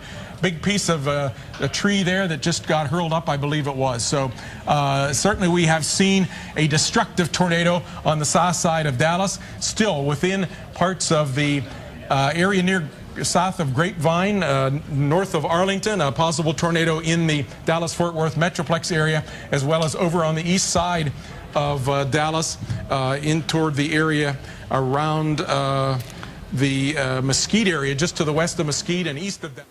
Those are flying trucks. I would say that's anti-gravity. It's not a vacuum. And people who've been picked up in funnel clouds can still breathe. Remember we saw before where people had been levitated during WTC2's demise, or WTC1's. So here we have also the front of Bankers Trust. This was the only non-WTC building that was severely damaged. It wasn't destroyed that day. They actually repaired it. Once they repaired it, they started taking it apart. Huh? They got it down to this level where they had repaired it in deconstruction there. When they got it down to that level, that's the area that had been repaired. It looks like it's been at the bottom of the ocean for 100 years. Extreme degradation. And it makes one wonder, was the building continuing to disintegrate, and that's why they had to take it down after they repaired it. And it took them 10 years to take it apart. Now we're going to look at tritium. Kind of interesting. It's usually something that comes from nuclear reactions, but here we don't find any of the ionizing radiation that you get with nuclear reactions. Some aluminum with holes in it. Material is changing. This was a sample of dust from the Bankers Trust, that one they decided to take down. Look at all this zinc, the before and after. Like 3,500 times as much zinc from the control sample. Now we're going to look at John Hutchison's sample. He's got, just look at the relative amounts. You have a lot of copper and much less zinc. This is for brass. In the affected region, you have about equal amounts of zinc and copper. Whoops, didn't mean to. Equal amounts of zinc and copper there. So, okay, if it's heat, with zinc having a much lower, it boils, it melts at 419 or 420, where copper melts at a much higher temperature. Zinc boils before copper even melts. So we don't have less copper because of heat, because the zinc would be the first to go. What's going on here? At Texas A&M, a group led by Professor John Bockris, who is widely regarded as one of the world's greatest electrochemists, reported finding the hydrogen isotope tritium, a key signature that some unusual nuclear reaction was going on. The first thing was this thing called tritium, which was a sub-form of hydrogen which should not exist except in extremely tiny quantities. We found that by working these cells of Fleischmann and Pons containing lithium hydroxide and deuterium oxide, that we could produce this tritium in great abundance, let's say at 10,000 times more than it ought to be there, as it were. And let me stress that we couldn't do it every time, but about one result in 5 or one result in 4, and eventually we worked up to 2 results out of 3. We could produce tritium. That was the first thing, and in a way it was the first clear proof of the phenomenon. And but the most important and unbelievable phenomenon at that time was the observation of tritium. Back at Texas A&M, Bockris's group found themselves under attack. Science magazine writer Gary Taubes wrote a stinging article that insinuated that someone in the group had spiked the samples with tritium. Although unfounded and eventually proved untrue, the allegation effectively dampened Bockris's remarkable claims. But I think the main part was that I had done work which was against the paradigm, and that was what they were really upset about. People had laughed at it and said, "What the heck are you doing, trying to disprove the laws of nuclear physics?" And of course, that's exactly what we were doing, and succeeding, you see. The tritium work was the first indication to me that there was a reality, and then Claytor at Los Alamos also got positive results, and so did Howard Menlove. And they're people that I respect and could talk to personally. It it became fairly clear that there was a very strange phenomenon occurring here. There are also, in similar experiments sometimes, and rather dissimilar experiments sometimes, evidence of an anomalous nuclear process. However, it is conceivable that there may be a process even more powerful than nuclear reaction that physics does not yet understand. That is the mystery of cold fusion. Yet as early as 1992, cold fusion experimenters began reporting unusual appearances of trace amounts of different metals such as copper, silver, chromium, and zinc when examining their spent cells. Rechecking for possible contamination, scientists like Bockris and Miley confirmed that indeed new metals and isotopes were being formed, transmuted, during the process which produces excess heat. Kevin Wolf made many measurements of tritium. Then he got some even more astonishing results as early as '92, which were these transmutational results, the metal forming another metal inside the electrode, you see, which was super anti-paradigm. You know, there's that dreadful word alchemy, which we mustn't use, but it was a form of that in a way, that it was creating new metals, you see. We see transmutation phenomena. We see helium-4 production. We see a range of methods of getting the excess heat. The writing is on the wall. The fossil fuel age is about to end. The sword of this panel's condemnation struck with speed and brutality, ignoring the facts in a blind rush to judgment. Hot fusion physics people have been very vigorous in their denunciation of this being called fusion. Right away, reports came in of excess heat, much too large to be from any chemical reaction. Laboratories from Texas to India confirmed the presence of tritium, a vital determining feature of a nuclear reaction. Within 2 or 3 weeks, we got the first results, and several groups started saying, yes, we are seeing excess heat, and but the most important and unbelievable phenomenon at that time was the observation of tritium. This was a discovery perhaps as significant as the Wright brothers' first flight at Kitty Hawk. There are also, in similar experiments, evidence of an anomalous nuclear process. In the free-for-all that followed the cold fusion announcement, hot fusion proponents drew the specious conclusion that cold fusion must work like hot fusion. If Pons and Fleischmann are alive, they contended, then their results must be faulty, since the neutron radiation from the fusion reaction would surely have killed them. They refused to consider that another form of the same process might be at work.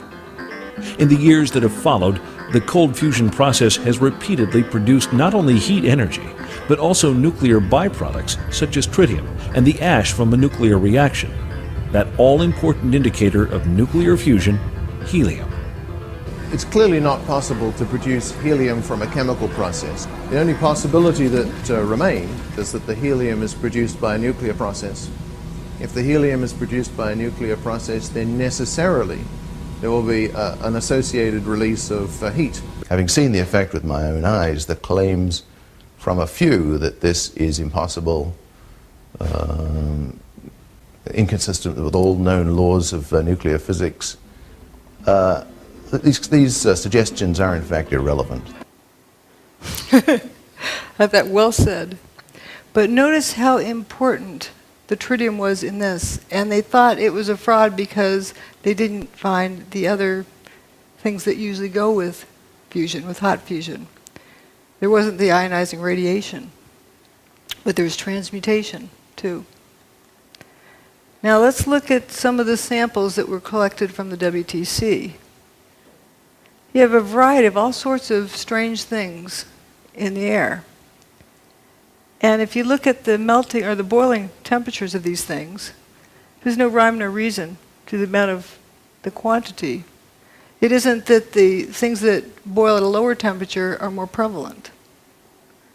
What is even more bizarre is that organic material was also found with this, which shows it was not from a high temperature process.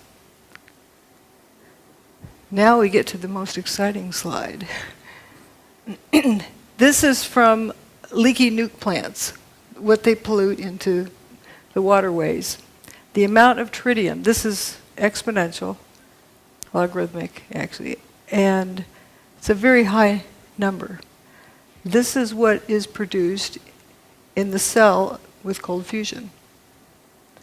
This is what was found in the basement of WTC 6, you know, the one with all the cylindrical cutouts in it. And this is normal background. What I use the Great Lakes for normal background. And this is from atmospheric nuclear bomb testing. You can see over time it's decreased. So it's gotten down there pretty far, but this is definitely above normal. Now, a lot of folks say a nuke was used on 9/11. Well, do you think they could have kept Chernobyl a secret? People all the way around the world measured the fallout from that. If there was some kind of a regular nuke used in Manhattan on 9/11, do you think they could have kept that a secret? People all around the world would have measured it. There was no like Geiger counter measurable radiation that came from there.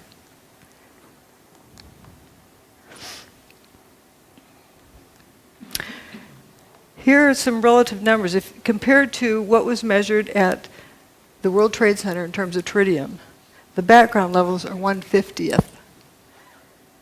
What was measured with cold fusion is 50 times that, but that was in a cell. Keep in mind, the World Trade Center had fire hoses on it. You know, the hurricane rained on it. It was diluted down somewhat. Leaky nuclear plants have 18,000 times that. What was measured at the World Trade Center was definitely above background levels, 50 times background levels. There was tritium there. Now, why? Seems to have a lot in common with cold fusion. Some other categories we didn't look at, the so-called jumpers. Uh-oh. There he goes. We refer to them as jumpers, but did they really jump? They left the building, but we don't know why. Here's the airplane-shaped hole. This wingtip always gets to me, how thin it is. And we have some interesting people up here hanging out of the 105th floor. Closer look, looks like this guy's taking his pants off. This guy has his shirt off. You know, if there's a fire in there, your clothes protect you from fire. We don't see smoke coming out these windows. What's going on here? Why on earth would someone want to take their clothes off outside the building? They want to live. They're hanging on to the building. This guy's hanging from one hand and 1 foot, taking his pants off. Let's say he has some weird fetish that he just needs to take his pants off. Well, if there's smoke inside, you take a big deep breath, step in, get the pants off, step back out. Why hang from the outside of the building? Well, if I were there and if I was told the building's on fire, I'm going to head to the bathroom right away before we lose water pressure. Wet down whatever extra clothing I have around, wrap it around my head, and head for the stairs. I'd be wet. If the fire sprinklers came on, I'd be wet. If they didn't come on, it was hot, I'd be wet, sweating. Good chance that their clothing was wet. Now, why would they want to take off wet clothing?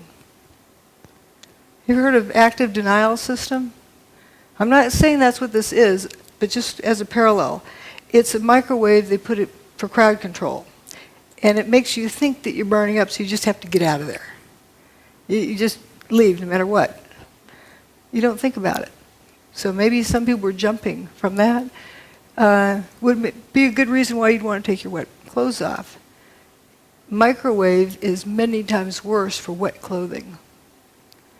I don't know if that's what it was, but it's consistent with something like that going on inside the building, but not outside the building. And we do know the building was turning to dust inside for the hour before its demise. There's people who say it was thermite. Okay. What?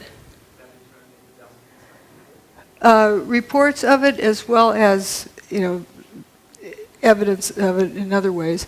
But there's a cute story about a new probationary officer. First day out of school for being a firefighter, and he's supposed to stick with his boss. And they get up to some place, and the boss says, "All right, everybody, drop everything and, go down a few stairs." And they get down there, and then they eventually start going back up again. And the boss says, "Well, where's your mask?" "Well, you said to drop everything."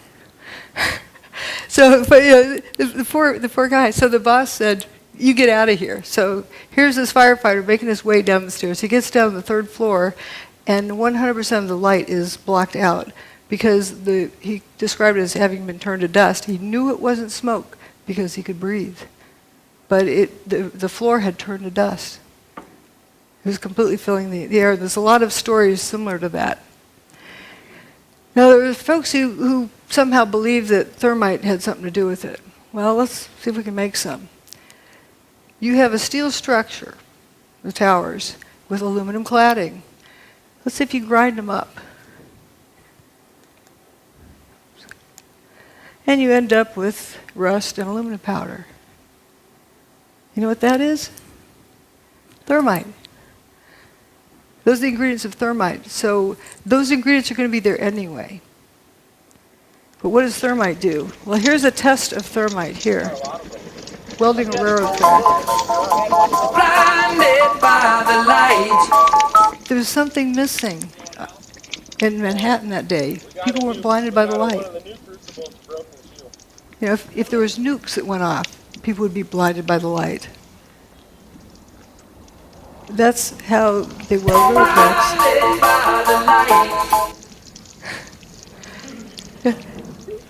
How do you have, you know what a sparkler is, 4th of July sparkler? That's what the towers would look like also if it was thermite, doing things. It doesn't do it in the dark.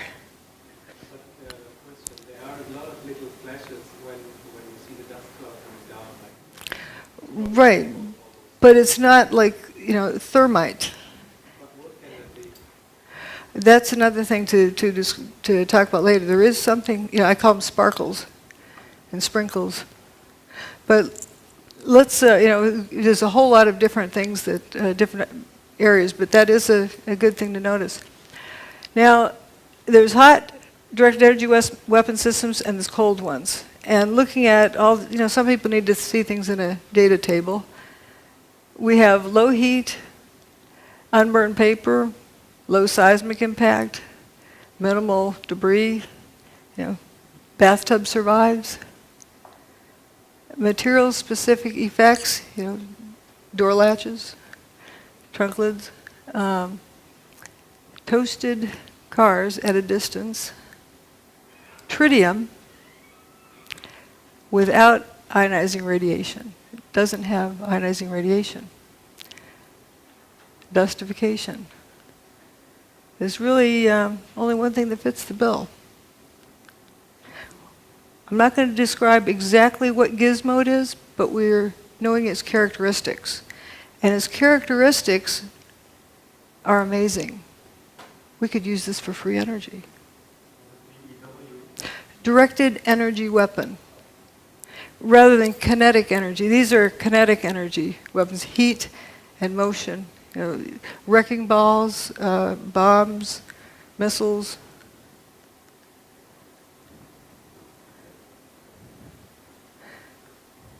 This is from 1989. Science by press conference. Is it a shortcut to fusion energy? I don't want to disappoint anyone. I think I'll put read my lips answer here, and then I'll carry on. I think that'll become clear why I'm saying that. Can you read my lips on that back in the back? It says no.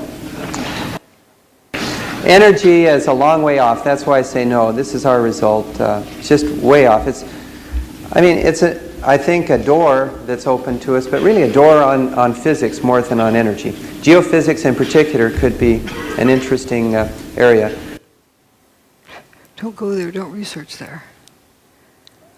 But then he calls for a vote, and he holds up his hand. Let's vote to destroy the careers of Pons and Fleischmann, and vote that it's not science. Why I'm bringing this up is we want to be sure this doesn't happen again. Harry raises his hand. Department of Energy funding. And we have Steve Koonin, who was just appointed by the first administration of Obama to an undersecretary of the Department of Energy. And these guys are thinking about raising their hand. Oops. And peer pressure causes people to do things like this too. If everyone else holds their hand up, you start holding your hand up. You don't want to be caught not holding your hand up. But they're determining science by vote.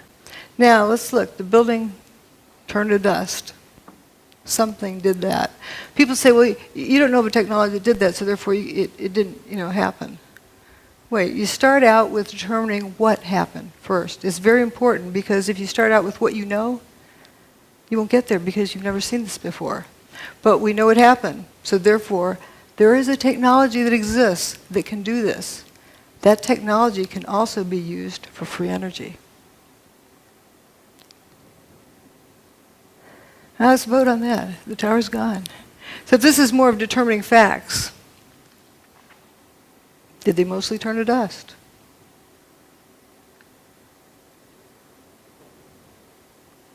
There exists a technology that instead of molecules being attract each other, they repel each other.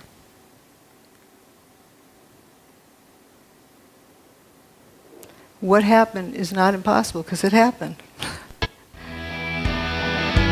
This is another Charlie Pound song about gatekeepers.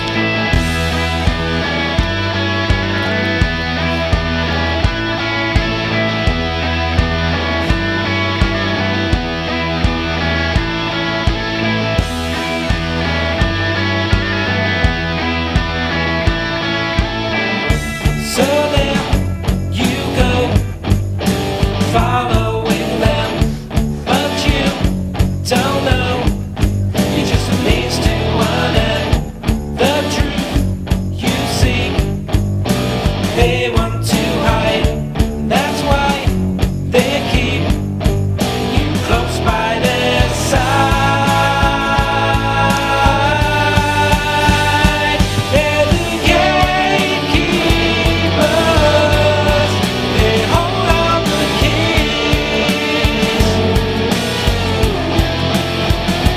They're the gatekeepers. Information disease. An opportunity lost.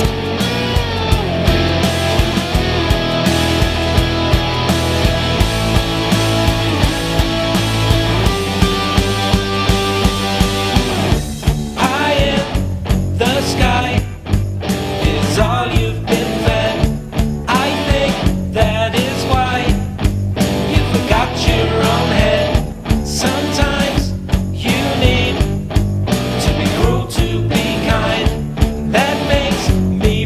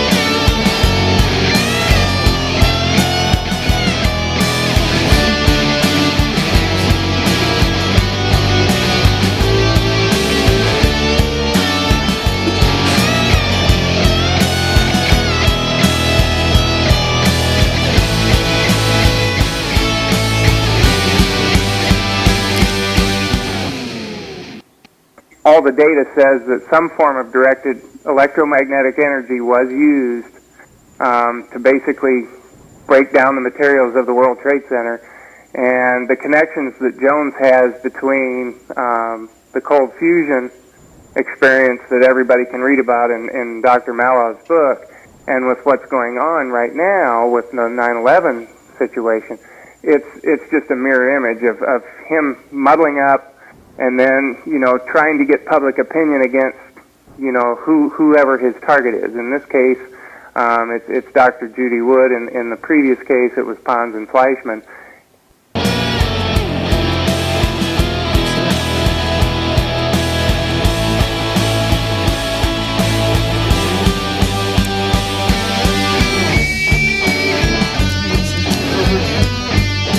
The important part is to realize we don't want history to repeat. People tend to mindlessly follow the herd. Remember about the problem with groupthink. You think that this person knows what they're talking about, and everybody joins in, and look what it cost us. That was 1989. And it took 20 years to somewhat vindicate Fleischmann, but it was too late. And we don't want that to happen again. And it's very important for each one of us to hang on to our own thoughts. Be independent. And otherwise, people get herded off to one side or the other. But what I see here is a lot of similarities with the tritium. What on earth would tritium be doing at the World Trade Center without the ionizing radiation? Yeah, it has transmutation, a lot of other things. Anyway, that's it. Thanks. Thanks for caring. Yes. You haven't gone into about the airplanes. How do you explain that? Well, good question. As I like to say, the towers turn to dust. Airplanes can't make buildings turn to dust. Real airplanes can't, and neither can fake airplanes. So they're a distraction. But often people are, they've been taught that there's airplanes that hit. What happened to the passengers? What happened to the airplanes? I don't get into that because it's such a distraction, but it is an interesting question. What happened to the airplanes? Joey Moore, that flight attendant who flew out of Boston that morning, he saw the flight attendants for Flight 175. That was the last time he saw them. The flight attendants that were on 175, he saw them that morning in Boston, the ones that supposedly ended up in the South Tower, that plane, Flight 175. They didn't really go in the plane. Yes, but he doesn't know where they went after that. We don't know. I think that's a different topic. What I'm talking about here today, I'm presenting evidence of what happened. Not theories, not ideas, but evidence. And that evidence, the silver lining in that horrible cloud, is that it is a demonstration of free energy technology. And that is what I am talking about here today. I'm not talking about people's opinions and... I wanted to make the point that Dr. Stephen Jones, he lives in a neighboring town of mine in Spring City, Eastern Utah, is a good friend of mine and of my parents. They're actually in an intentional community together, so I got a very tight connection with him. And what I've learned today and yesterday about Stephen Jones is very troubling to me, and basically plays the role of a decoy of don't look here type of thing. And the reason that that's supported is because he has this evidence and he has not gone with it. It's, to me, blatantly obvious. So I commit to you that I will sit down with my good friend, Stephen E. Jones, who he knows me inside and out. And I know, not inside and out, but we know each other really well. And I'm going to be sitting down with him in person with this book in hand, and I will say, Stephen, why don't you go with this story? Because this is very, very, very obvious. Yeah. And I will then report on my conversation, and I will either explain where the mental disconnect is on his part, that he didn't see this, now he does, or that he is indeed the decoy, and he's trying to divert attention as a government plant to get us to look the other way and not see something that we should be seeing that she's pointed out.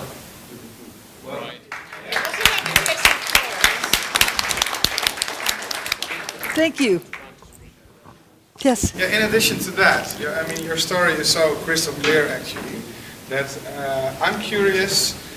I can see that you don't get staged on mainstream television. Okay. But the interesting thing is and to see where you get staged in the alternative media. Because usually I don't get much of a stage there either.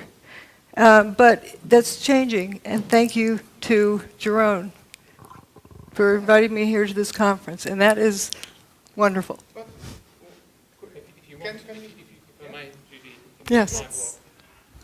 Yeah. If you want to read my blog, that will give you a catalogue of how Judy has been excluded from the alternative media with the evidence showing exactly who is responsible for that. He's documented it since 2006. You can download my blog with a Kindle, an iPad, and actually also a free audiobook from my website. I'll mention this tomorrow, but anybody who wants to download that tonight, they can even get a free audio version because some kind lady in New York decided to do an audiobook of my whole book, 370 pages, and took it upon herself to do it. So it's now in a completely accessible format for anybody that wants to read it. Free. That's good. Let's see some other questions. Yes. There was some about John Hutchinson on the web, and I know a little bit about it. Have you much experience with John Hutchinson and the? I've been there and witnessed the effects of his. He can get it to repeat, but not all the time. Oh, he can get to repeat whenever he wants to. If you want a demonstration, he can get within 20 minutes. He has the thing warmed up and going. And for people who say that there's this rumor that it's not repeatable, there's a picture of John sitting amongst about 50 samples. Shows it's repeatable. Judy. Yes. Over here.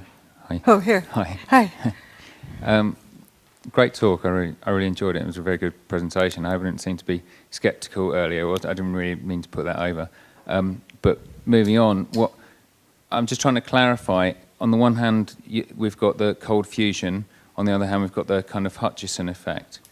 How do those two gel together? I know you're just saying we're only saying what we can see. But I'm just trying to kind of put it together in my head. But looking at the similarities in the evidence, John Hutchison gets all of the same, transmutation.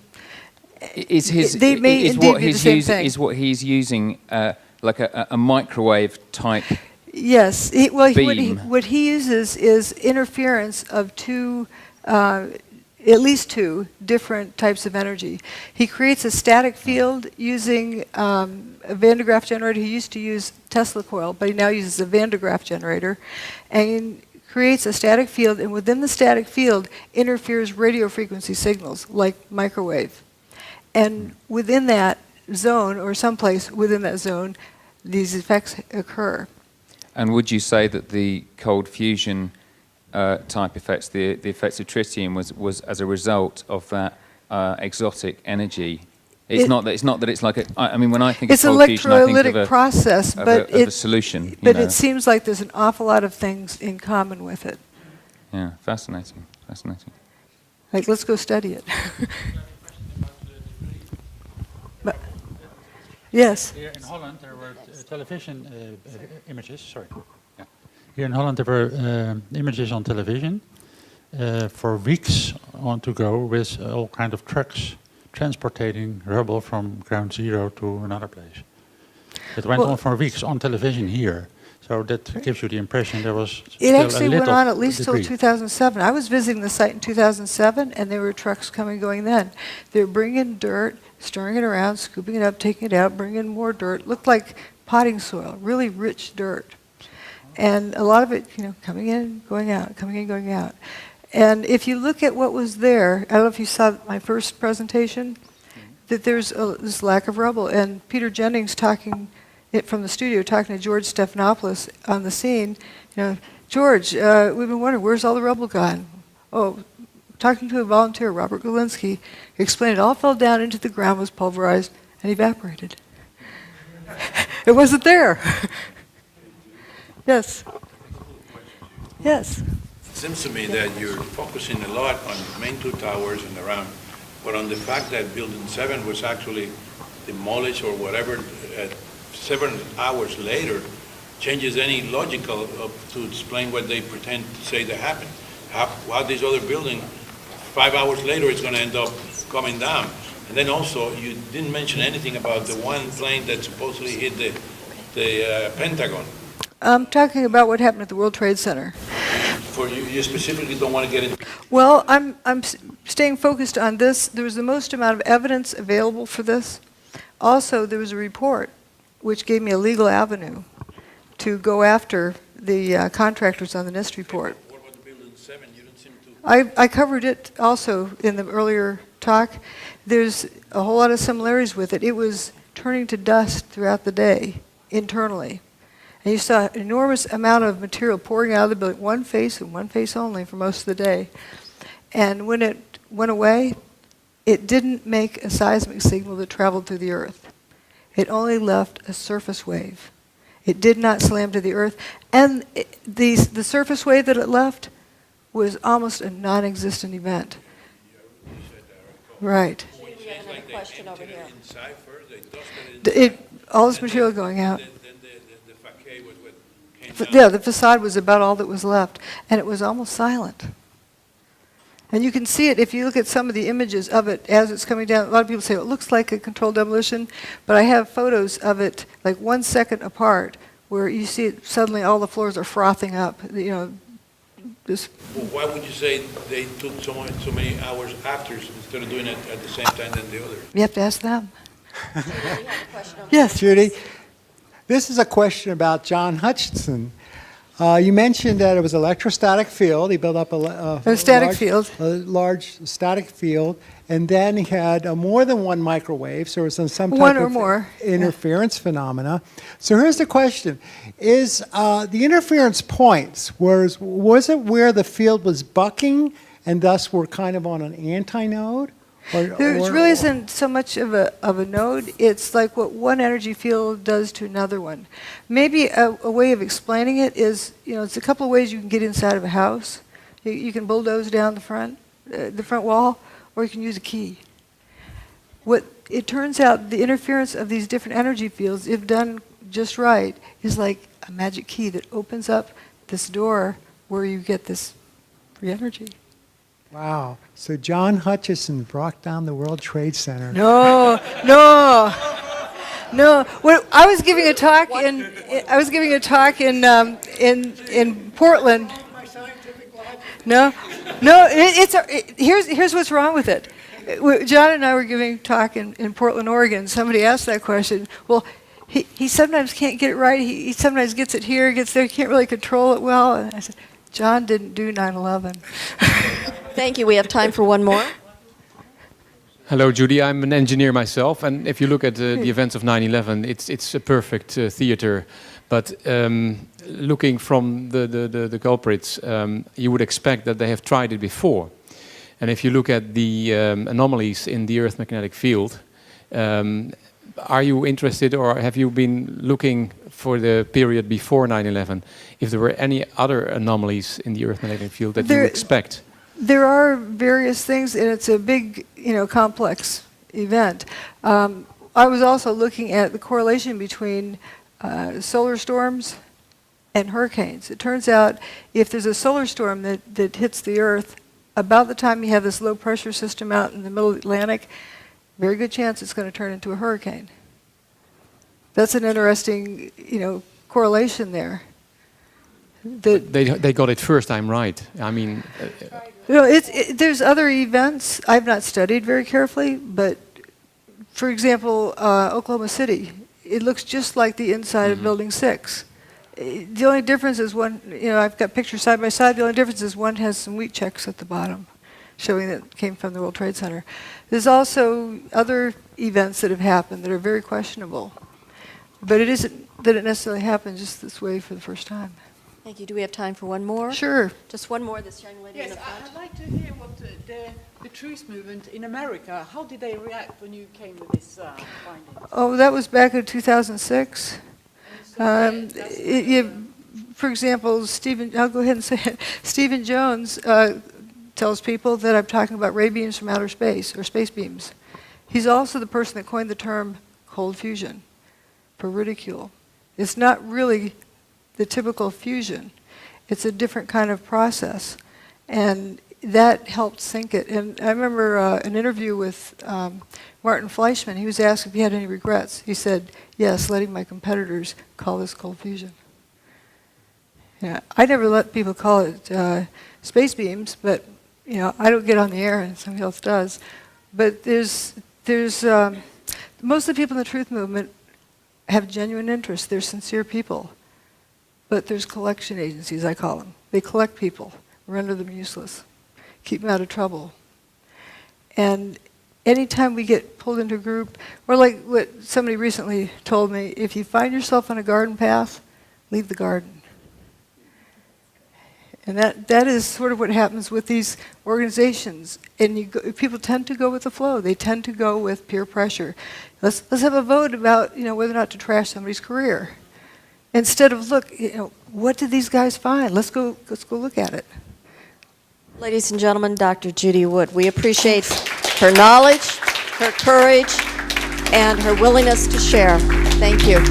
Thank you.